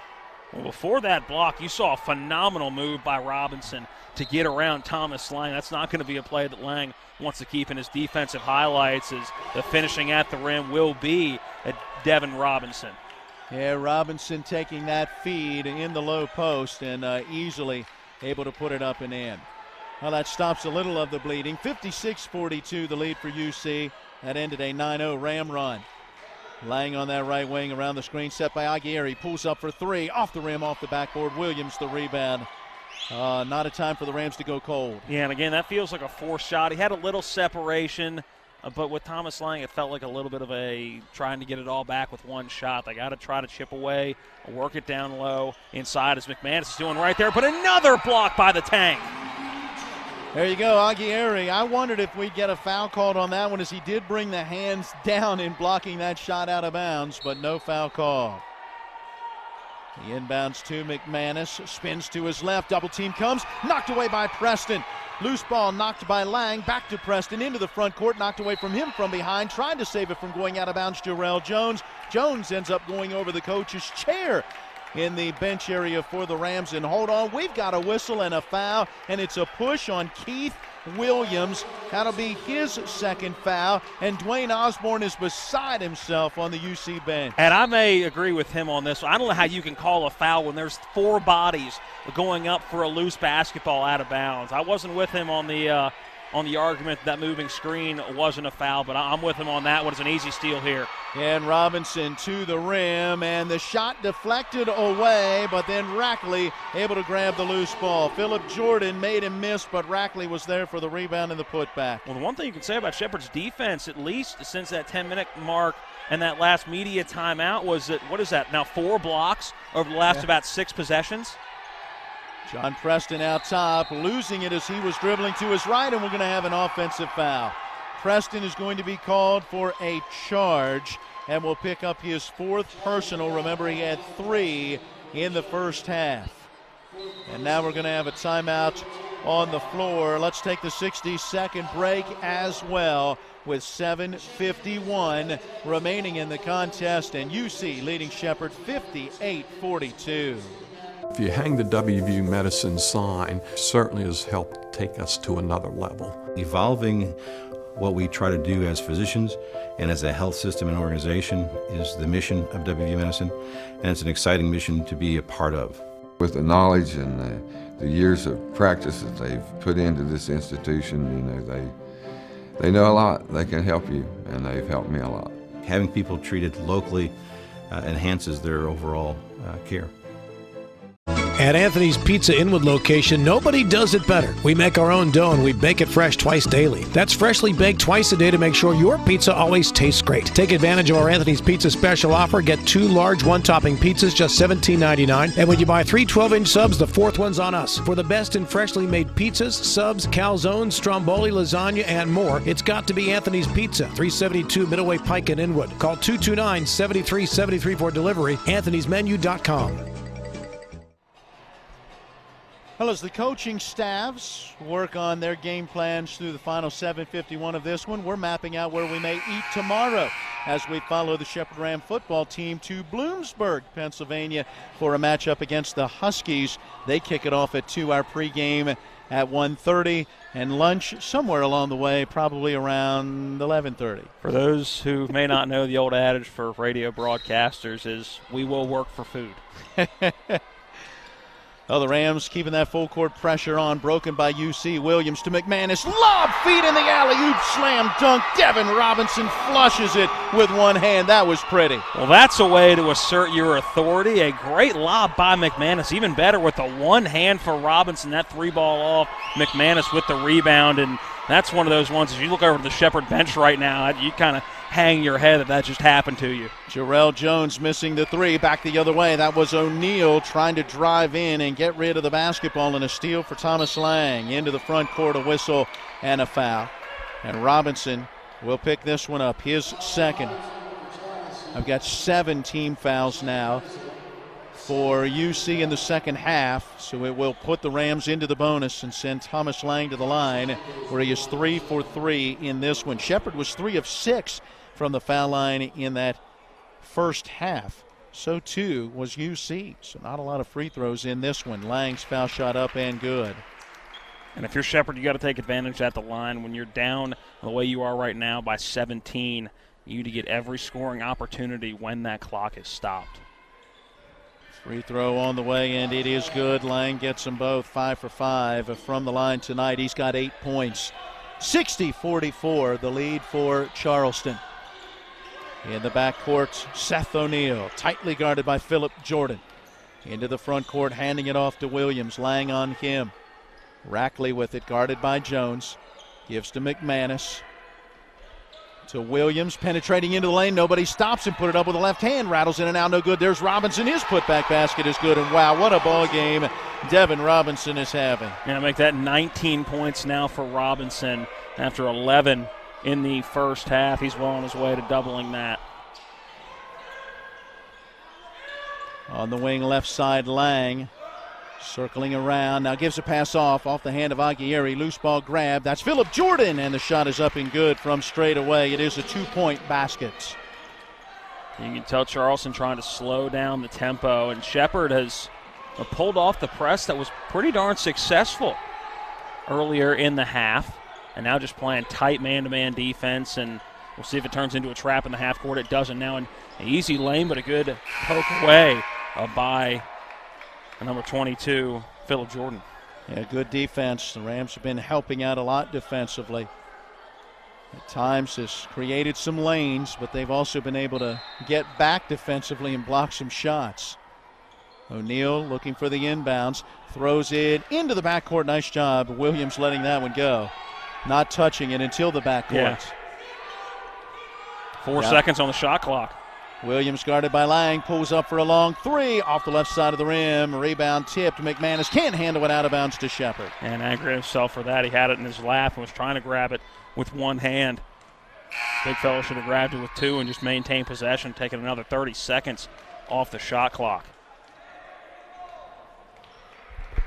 5:55 left. Still time for the Rams, but they've got to score about every possession, or at least as many as possible, right? Yeah, just got to keep getting defensive stops. Scoring is nice, but if you can't stop Charleston from scoring, scoring on the offensive end is going to help. Cam Stevens dribbling through some traffic, almost lost it, and now from the left side fires a three. It rims out, no good. Thomas Lang, good job hustling in, reaching around a UC player and getting the rebound. Good effort by Thomas Lang, and not the offensive set you wanted for Cam Stevens. Really just dribbled around and settled for a shot. Didn't see the offense move a whole lot. Another forced shot for Jarrell Jones. It goes hard off the backboard. Yeah, and the rebound tipped out to Rackley, who works into the front court on the dribble, and now will slow things down. Robinson really wants the ball in the lane. He's up to 21 points, by the way, as he now has 10 in this second half after you mentioned 11 in the first half. Our first player going into 20-plus point territory. O'Neal dribbling along the right wing, backs it out. Around the screen set by Emick, continues down the lane. He looks at the official for a foul, but the ball was stripped and out of bounds. And with 3 seconds on the shot clock, UC will inbound. And even if they don't score, Charleston doing a very good job of just taking time off the clock, using that shot clock. Fade away shot, good for Rackley, and nothing Shepherd can do defensively right there. They held Charleston to that full 30 seconds and forced a tough shot. Yeah, Rackley got it to go. He's got 6 in the half, 11 in the ball game for him. Phillip Jordan off the dribble on the other end for the Rams. His shot off the back of the iron. Cam Stevens grabbing the rebound, double team underneath. Goes up in the air, passes out in that far corner to Thomas Lang. His three-ball rims in and out. Back the other way, here comes UC. The basket here for Charleston will put them up by 20 points. Still 18 points in a little over 4 minutes is a deep hole to climb out of. But it all starts with a stop on the defensive end. Well, that Shepherd 9-0 run got him right back into it, but they haven't been able to sustain it as Drew Rackley hits the three off the dribble to make it a 67-46 lead. Oh, boy, that one hurts. Yeah. Rackley's coming to life here in this second half. That's not quite the killing blow, but that definitely put the knife in the back a little bit further. Aguirre down low, able to use the glass for two. 67-48, Charleston out in front. Again, Charleston will face Cal UP tomorrow. Well, the Rams will get a very good Bowie State team. We watched that game. Cal gave them everything they could handle, though, too. And the drive to the basket, and they will count it as O'Neal will get the bucket, and the foul was on Aguirre. And I know what you're going to say, but I think he was inside the arc, and that's why it ended up being the blocking foul as opposed to the charge. So the basket is good. The free throw will come after this 60-second break with 3:22 left in this one. UC leads Shepherd 67-48. To see the inspirations of Miss Yu's tuxedo collection, look to the sky and stars. For the jewelry itself, come to Bechtel Jewelers for the Trunk Show, November 23rd and 24th. These playful pieces are a wonderland of sparkly blacks and whites, plus other festive colors. Gems like shimmering black druzy, onyx, and ice quartz adorn silver and gold. Enjoy sophisticated everyday elegance at the Trunk Show, November 23rd and 24th, and let your inner sparkle shine. Only at Bechtel Jewelers, Route 11 South, Inwood. My name is Monica. I'm an elementary school teacher. My name is Mitch. I'm a graphic design specialist. We have 4 children. Currently we have life and auto insurance with Erie. Our agent is helping us to move our homeowners insurance to Erie as well. They've always been a good company and good customer service. If anything ever happens to me, my family will be protected. Your local Erie agent in Martinsburg is Smallwood & Small Insurance. Get a quote at smallwoodandsmall.com. All right, the Baby Shark song was a big part of the Washington Nationals' comeback season as they went on to win a World Series. Can it spark the Shepherd Rams over the final 3:22 of this one, down 67-48? Well, they need something to spark. They need something to spark quick. And you and I were talking. Neither one of us think that was a charge or a blocking foul as opposed to a charge on Aguirre. Either way, it's. And the ball doesn't lie as that free throw missed, avoiding the three-point play. 69-48. They apparently never put the basket up on the scoreboard before we went into the break, and the Rams turn it over in the offensive end. Oh, that hurts. Yeah. Now Charleston's going to take it below that 3-minute mark, and Shepherd is slowly running out of time. And right now the offense, under 50 points in a ball game, that's not going to win you a whole lot of games. Yeah, Coach Osborne making sure his team works that shot clock. Williams fouled on this right wing as he tried to drive towards the baseline, and Cam Stevens just got the arm out and pushed him. 3 on Stevens now. 5 on the Rams as a team in the second half, so still another one to give before the 7th foul would put UC into the bonus. Rackley for 3. It's off the back iron. Stevens clears the rebound. Ram basketball. Stevens up the floor down the right side of the lane all the way to the rim. Counted as he banks it up and in. 5 points on the night for Cam Stevens, the 6'4 junior guard out of Musselman High School in Bunker Hill, West Virginia. And he will get a chance to try to make it 3. Keith Williams called with his 3rd foul. And you can tell that's an area of his game that Cam Stevens was trying to fix in the offseason. He was a perimeter specialist last year, and you didn't see him try to attack the basket a whole lot. And we've seen him try to work closer and closer to the basket so far to start this season. At the foul line, Cam Stevens. That shot up and good, completing the 3-point play. Cam Stevens last year from the foul line was 81%. Averaged about 2.5 points a game. That's 2.6. Has 6 points here in this season opener. 69-51, that lead for UC. Williams on that wing left side. Hetherington out there. Denbo out there as well, and Williams pulls up for the long 3 from the left side, and it rims out no good. Lang into the front court, stripped from behind. But to Stevens on that far wing. Now to Jarrell Jones, dribbling to his left, gets to the side of the paint, stops and pops. Jones now in double figures. He's got 11. 69-53. Oh boy, that run to close the first half and the additional run to open the second half. Too much for the Rams to overcome in this one. And I think Coach Namlick and the Rams have now officially put up that white flag. You can tell just by the body language on the bench this deficit too much to overcome. Down low, UC works it to Riley Hetherington, who puts it up and in. 4 points for the 6'7", redshirt sophomore forward. 71-53. Charleston will open the season with a victory after a 20-win campaign a year ago, and you see why this team is picked number 2 in the Mountain East. Yeah, they go on runs like they did at the end of the first half and beginning of the second half, they're going to be in a lot of basketball games this year, and it should wreak havoc in the Mountain East Conference. But you even got to look, 71 points for a Mountain East Conference team for Shepherd to give up defensively isn't bad. Shepherd's offense just stalled at times and couldn't counter in any way. Aguirre at the foul line, that one hard off the back of the iron, will go into the backcourt, and Shepherd will retain the basketball. Yeah, nice job, Jarrell Jones, letting that one bounce into the backcourt before grabbing it. Now we have shot clock never started. Yeah, quick timeout as they got to make sure they get the shot clock reset, and that gives an opportunity for UC to get another player into the contest. Lonnie Smith, 6-foot sophomore out of Newark, Delaware. Okay, thank you. And Tommy Johnson from Warner, New Hampshire, 5'11", sophomore guard, checks in. And also Darcy Josie McCann. He is out of Melbourne, Australia.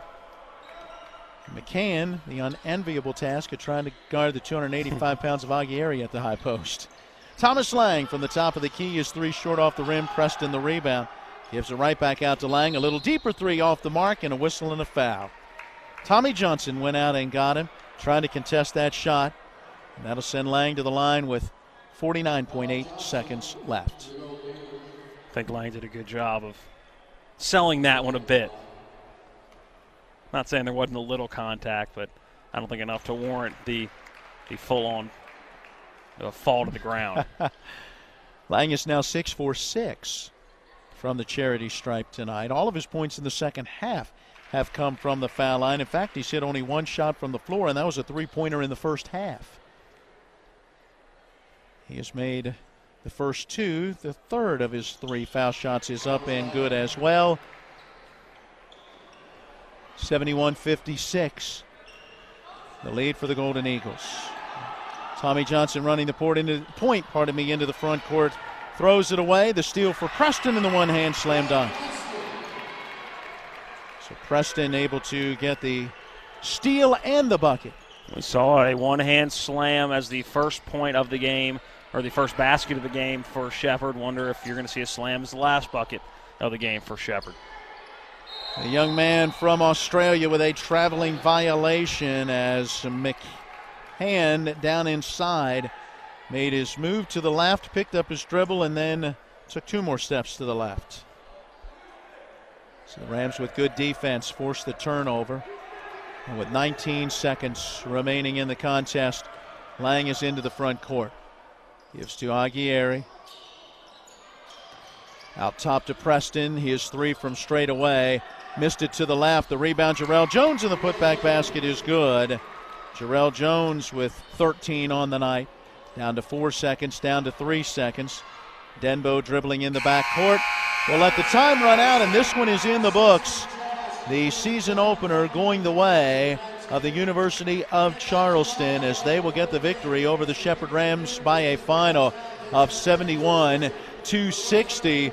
We will hopefully get a chance to hear from Rams head coach Justin Namalik following this win as Avery Newport will head down to the sidelines. We'll come back and tell you all about it as we get into our post-game show after this 2-minute timeout. Again, the final tonight, it is Charleston 71, Shepherd 60. This is Shepherd Rams basketball on TV 10. These are more than just the sounds of a safe place to go after school. These are the sounds of interest being ignited and of mentors making an impact. At Boys and Girls Clubs, we don't do just one thing. We do whatever it takes to meet the needs of every kid who comes through those doors. Because whatever it takes is what it takes to build great futures. Great futures start here. It's one of the toughest times you'll ever face when someone close to you passes away. It's a swirl of papers to sign and arrangements to be made, all while you're dealing with grief. At Brown Funeral Home, we encourage you to pre-plan. Pre-planning not only makes things easier for you, it protects you from rising costs.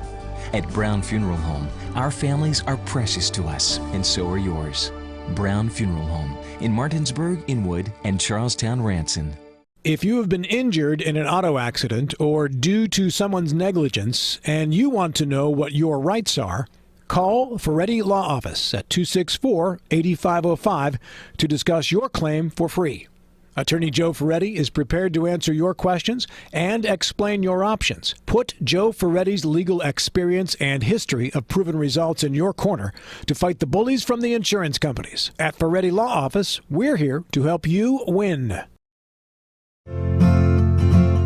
For over 36 years, Green Tree Realty has been helping the Shepherdstown community find a place to call home. Our friendly team is ready to help you navigate the market and is your trusted resource, complete with a wealth of experience and local knowledge. For those looking to buy land, commercial property, or a home, we'll help you find the perfect fit. From staging and negotiations to closing and beyond, we're with you every step of the way.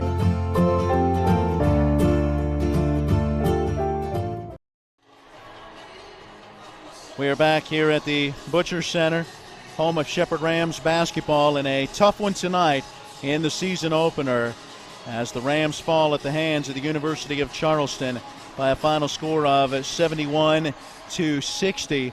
We will head courtside with a chance to hear from Ram head coach Justin Namalik here in just a little bit. Avery Newport down there along with Matt Crawford. I'm Matt Miller. Caleb Valero, our engineer, back at the studio.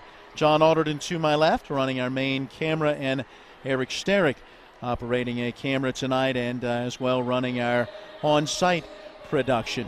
Well, Matt, this game had runs in the first half, and the run that ended the first half continued into the second half and is the difference as Charleston goes on for the big victory. We were tied at 2 early. UC then took an 8-2 lead. The Rams cut that down to an 11-4 deficit, and then a 12-6 run got the Rams to within a point at 17-16. They finally got a tie, the second tie of the ball game, at 19-19, and then Shepherd went up 22-19, stretched the lead out to 6 at 29-23, and you really felt good about where the Rams were at that moment in time. But UC then goes on a 13-2 run to close out the first half and have a 5-point lead at 36-31. Then the start of the second half, well, the run continued. How about a 13-0 run? Put it together with the end of the first half and the beginning of the second half. That's a 26-2 run, and just like that, the lead is 49-31, and it was just too big a hole for the Rams to try to come back. Yeah, a 71-60 final. It makes this game look a lot closer than it actually was in that second half. I don't think you ever really got the feeling in that second half that Shepherd was going to come back and win that basketball game. After that quick early run, they had a little baby run with about 13 minutes left. But after that fizzled out, you kind of figured that was their opportunity to get back into the basketball game just because of the big run they had given up to end that first half and start the second half. College basketball and basketball as a whole is a game of runs, and Shepherd just didn't have enough of them. Yeah, there you go. It was a 9-0 run that got them back to within 54-42, and I'm with you. You thought, okay, if they can continue this run, that's when they seem to run out of gas. Couple of empty trips down the floor. UC gets a couple of baskets. They stretch the lead back out to 58-42 after a timeout. They get another bucket to stretch it to 60-42, and then just gradually pulled back away again. The Rams with another push, if you will, late to get back to within 11, but as you mentioned, just not really in it in this second half. The two big runs closing out the first half, opening the second half, a real difference in this one as UC opens the season 1-0, and our Shepherd Rams fall to 0-1. Coming up tomorrow, day 2 of this Clarion Hotel Conference Challenge. The Ram women will be in action at 2 p.m. The men will follow at 6 p.m. It all gets started at 12 noon with Pitt Johnstown against Fayetteville State in women's action. And at 4, it's the University of Charleston against California University of Pennsylvania in the first men's action. This is a mixer-type tournament, so the wins today not affecting who will play tomorrow, but simply a mixer in this conference challenge. All right, let's see. I think Coach Namalik is ready. Let's send it down to Avery. All right, guys, I'm here again with Coach Namalik. Coach, you got a lot of production tonight from your young guys. Thoughts on how the underclassmen performed? We're going to have to play them. I thought I think our freshmen played well in the first half. got a little uneasy with them in the second half. Just like we were having a hard time guarding their inside game, and just I think offensively execution, we just got away from it. I think sometimes that'll happen with freshmen, but Charleston's a really good team. So it's a tough way for us to start the season. We definitely have a sense of where we're at, and we got a long ways to go. What are your plans for Bowie State tomorrow, Coach? We just got to respond. We got to get a good night's rest, respond for tomorrow. Bowie's going to be they're a good basketball team. They're athletic. They're deep. Very similar to Charleston. They're going to go inside. So, we're inexperienced inside, so we're going to have to really, like Kyle and Emmanuel, you're going to have to really step up and do a little bit more, this is, the way to start this season. It's a test, and, we'll get another test tomorrow and see where we're at. All right, Coach, thank you very much. Guys, back up to you. Avery Newport talking with Rams head coach Justin Namalik from down on the sideline. All right, we take a 1-minute timeout. When we come back, we'll run through some of the official numbers from this one. We'll reset what is coming your way tomorrow here in this tournament and as well on TV 10. Your final today, it is the University of Charleston over Shepherd by a 71-60 final. It is Shepherd Rams basketball on TV 10.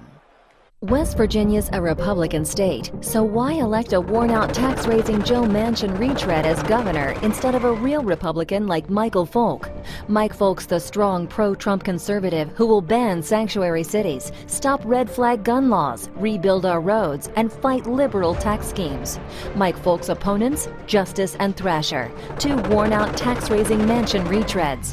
Justice pushed a liberal tax scheme, then switched parties for his own personal gain, and Thrasher, an empty-suit Justice Democrat who switched parties after backing Justice's massive tax hike scheme. Jim Justice, Woody Thrasher, two worn-out tax-raising Manchin retreads. They've blown their chance. Mike Folk for governor. Because it's time for a change. Time for a conservative change. Michael Folk, governor. I'm Mike Folk. West Virginia needs a strong conservative Republican who supports the Constitution, President Trump, and always puts taxpayers first. Paid for by Michael Folk for governor.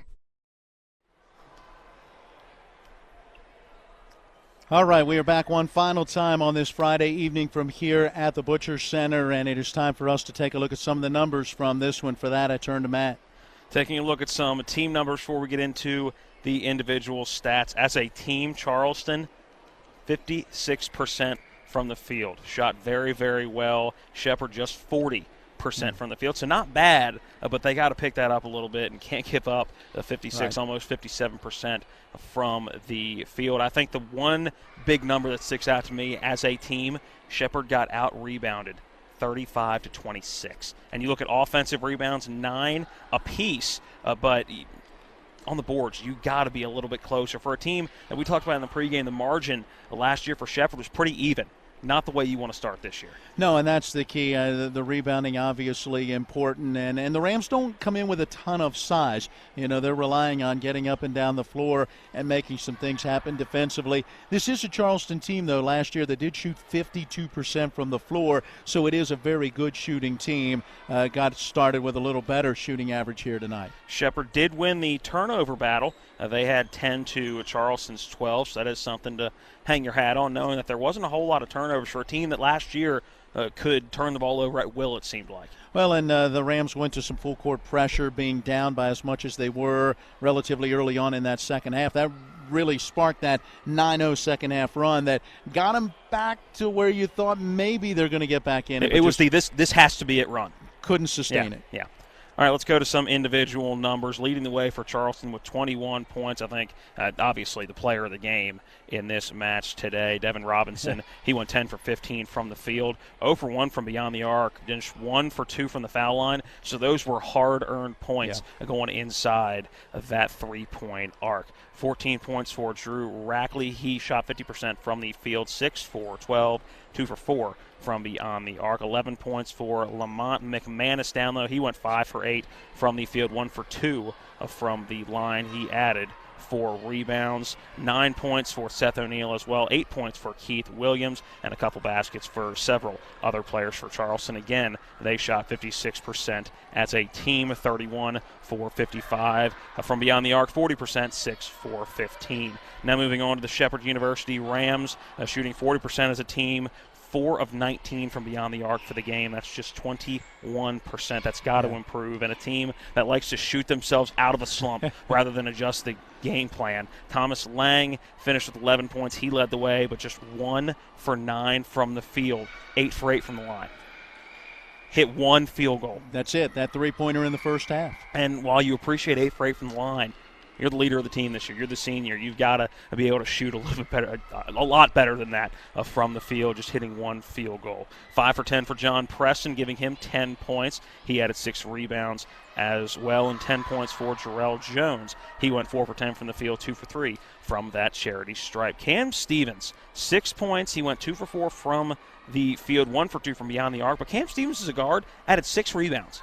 So 6 of the 26 rebounds came from Cam Stevens, who really wasn't that type of player last year. So I think it is a very good first game for him that he can definitely build off of. Yeah, absolutely. And they're going to need him to rebound, as we already talked about. You know, the Rams being out-rebounded, everybody has to be on the boards. Kyle Daggett finished with 2 points as a starter, not the first game he wanted for the season. And I think the story of today for Shepherd was the depth they have. Dan McLean, Corley finished with 5 points. Freshman Phillip Jordan finished with 7 points. Marcus Gorham finished with 5 points. And Emmanuel Aguirre finished with 4 points as well. So you see the depth from Shepherd, and you just need to get a little more from those starting guys. I mean, you look between Kyle Daggett, who started down low, and Thomas Lang, who started at the guard, just 2 field goals made in 11 attempts. Those are 2 of your 5 starters, and that's got to improve down the stretch. All right, so that sets up play tomorrow in this Clarion Hotel Conference Challenge. It'll be a women's game at 12 noon, Pitt Johnstown against Fayetteville State. Then the Shepherd Rams women's team against Virginia State. That's at 2 p.m. At 4 p.m. on the men's side, UC against Cal UP. And then at 6 o'clock, Bowie State against these Shepherd Rams. And again, you can see all of that action through ShepherdRams.com. Meanwhile, we're hitting the road first thing tomorrow morning following the Ram football team. It is going to Bloomsburg to take on the Huskies. That'll be a 2 o'clock opening kick tomorrow. Our pregame coverage set to begin at 1:30. The Rams right now at 7-2, 2 wins away from going 9-2 and hopefully making the playoffs with where they are right now in the regional rankings. So a very important road game tomorrow. All the games are important from here on out. Bloomsburg, Seton Hill, and then what the playoffs have in store, assuming they take care of business on the next 2 Saturdays. All right, we look forward to bringing it to you right here on TV 10, and we welcomed Avery Newport to the broadcast today. He'll have the basketball action for you tomorrow if you want to catch that on the Shepherd Rams website. All right, that does it for us tonight. Not quite the finish we wanted, but, well, the Rams learning a lot about themselves as a young team here in Game 1. Thanks to each of our sponsors supporting our coverage of Shepherd Ram basketball. Thank you for joining us. Thanks to everyone here at the Butcher Center for their help and support with today's broadcast coverage. Thanks again to Avery Newport, Caleb Falero, our studio engineer, John Alderton running the camera, Eric Sterick coordinating our broadcast from here. For Matt Crawford, I'm Matt Miller. We remind you, our final from the Butcher Center, it is the University of Charleston 71, your Shepherd Rams 60 until tomorrow. So long, everyone. You've been watching play-by-play video coverage of NCAA Division II basketball featuring the Pennsylvania State Athletic Conference and your Shepherd University Rams. Today's game has been brought to you by Hagerstown Ford. We deliver to your home. FordofHagerstown.com. Panhandle Dumpsters, because you have a choice. PanhandleDumpsters.com. The Mirius Group. Start planning for a brilliant future. The Joe Ferretti Law Office in downtown Martinsburg, delivering first-rate service and results for our clients. Green Tree Realty, a great place to call home. Jackie Lewis Broker. GreenTreeRealty.com. Mike Folk for Governor. Accountable, ethical, responsible. Folk4WV.com. And by Smallwood & Small, an Erie affiliate. Total Insurance Solutions. TV 10 thanks you for watching today's presentation of Shepherd University Rams basketball. All rights reserved.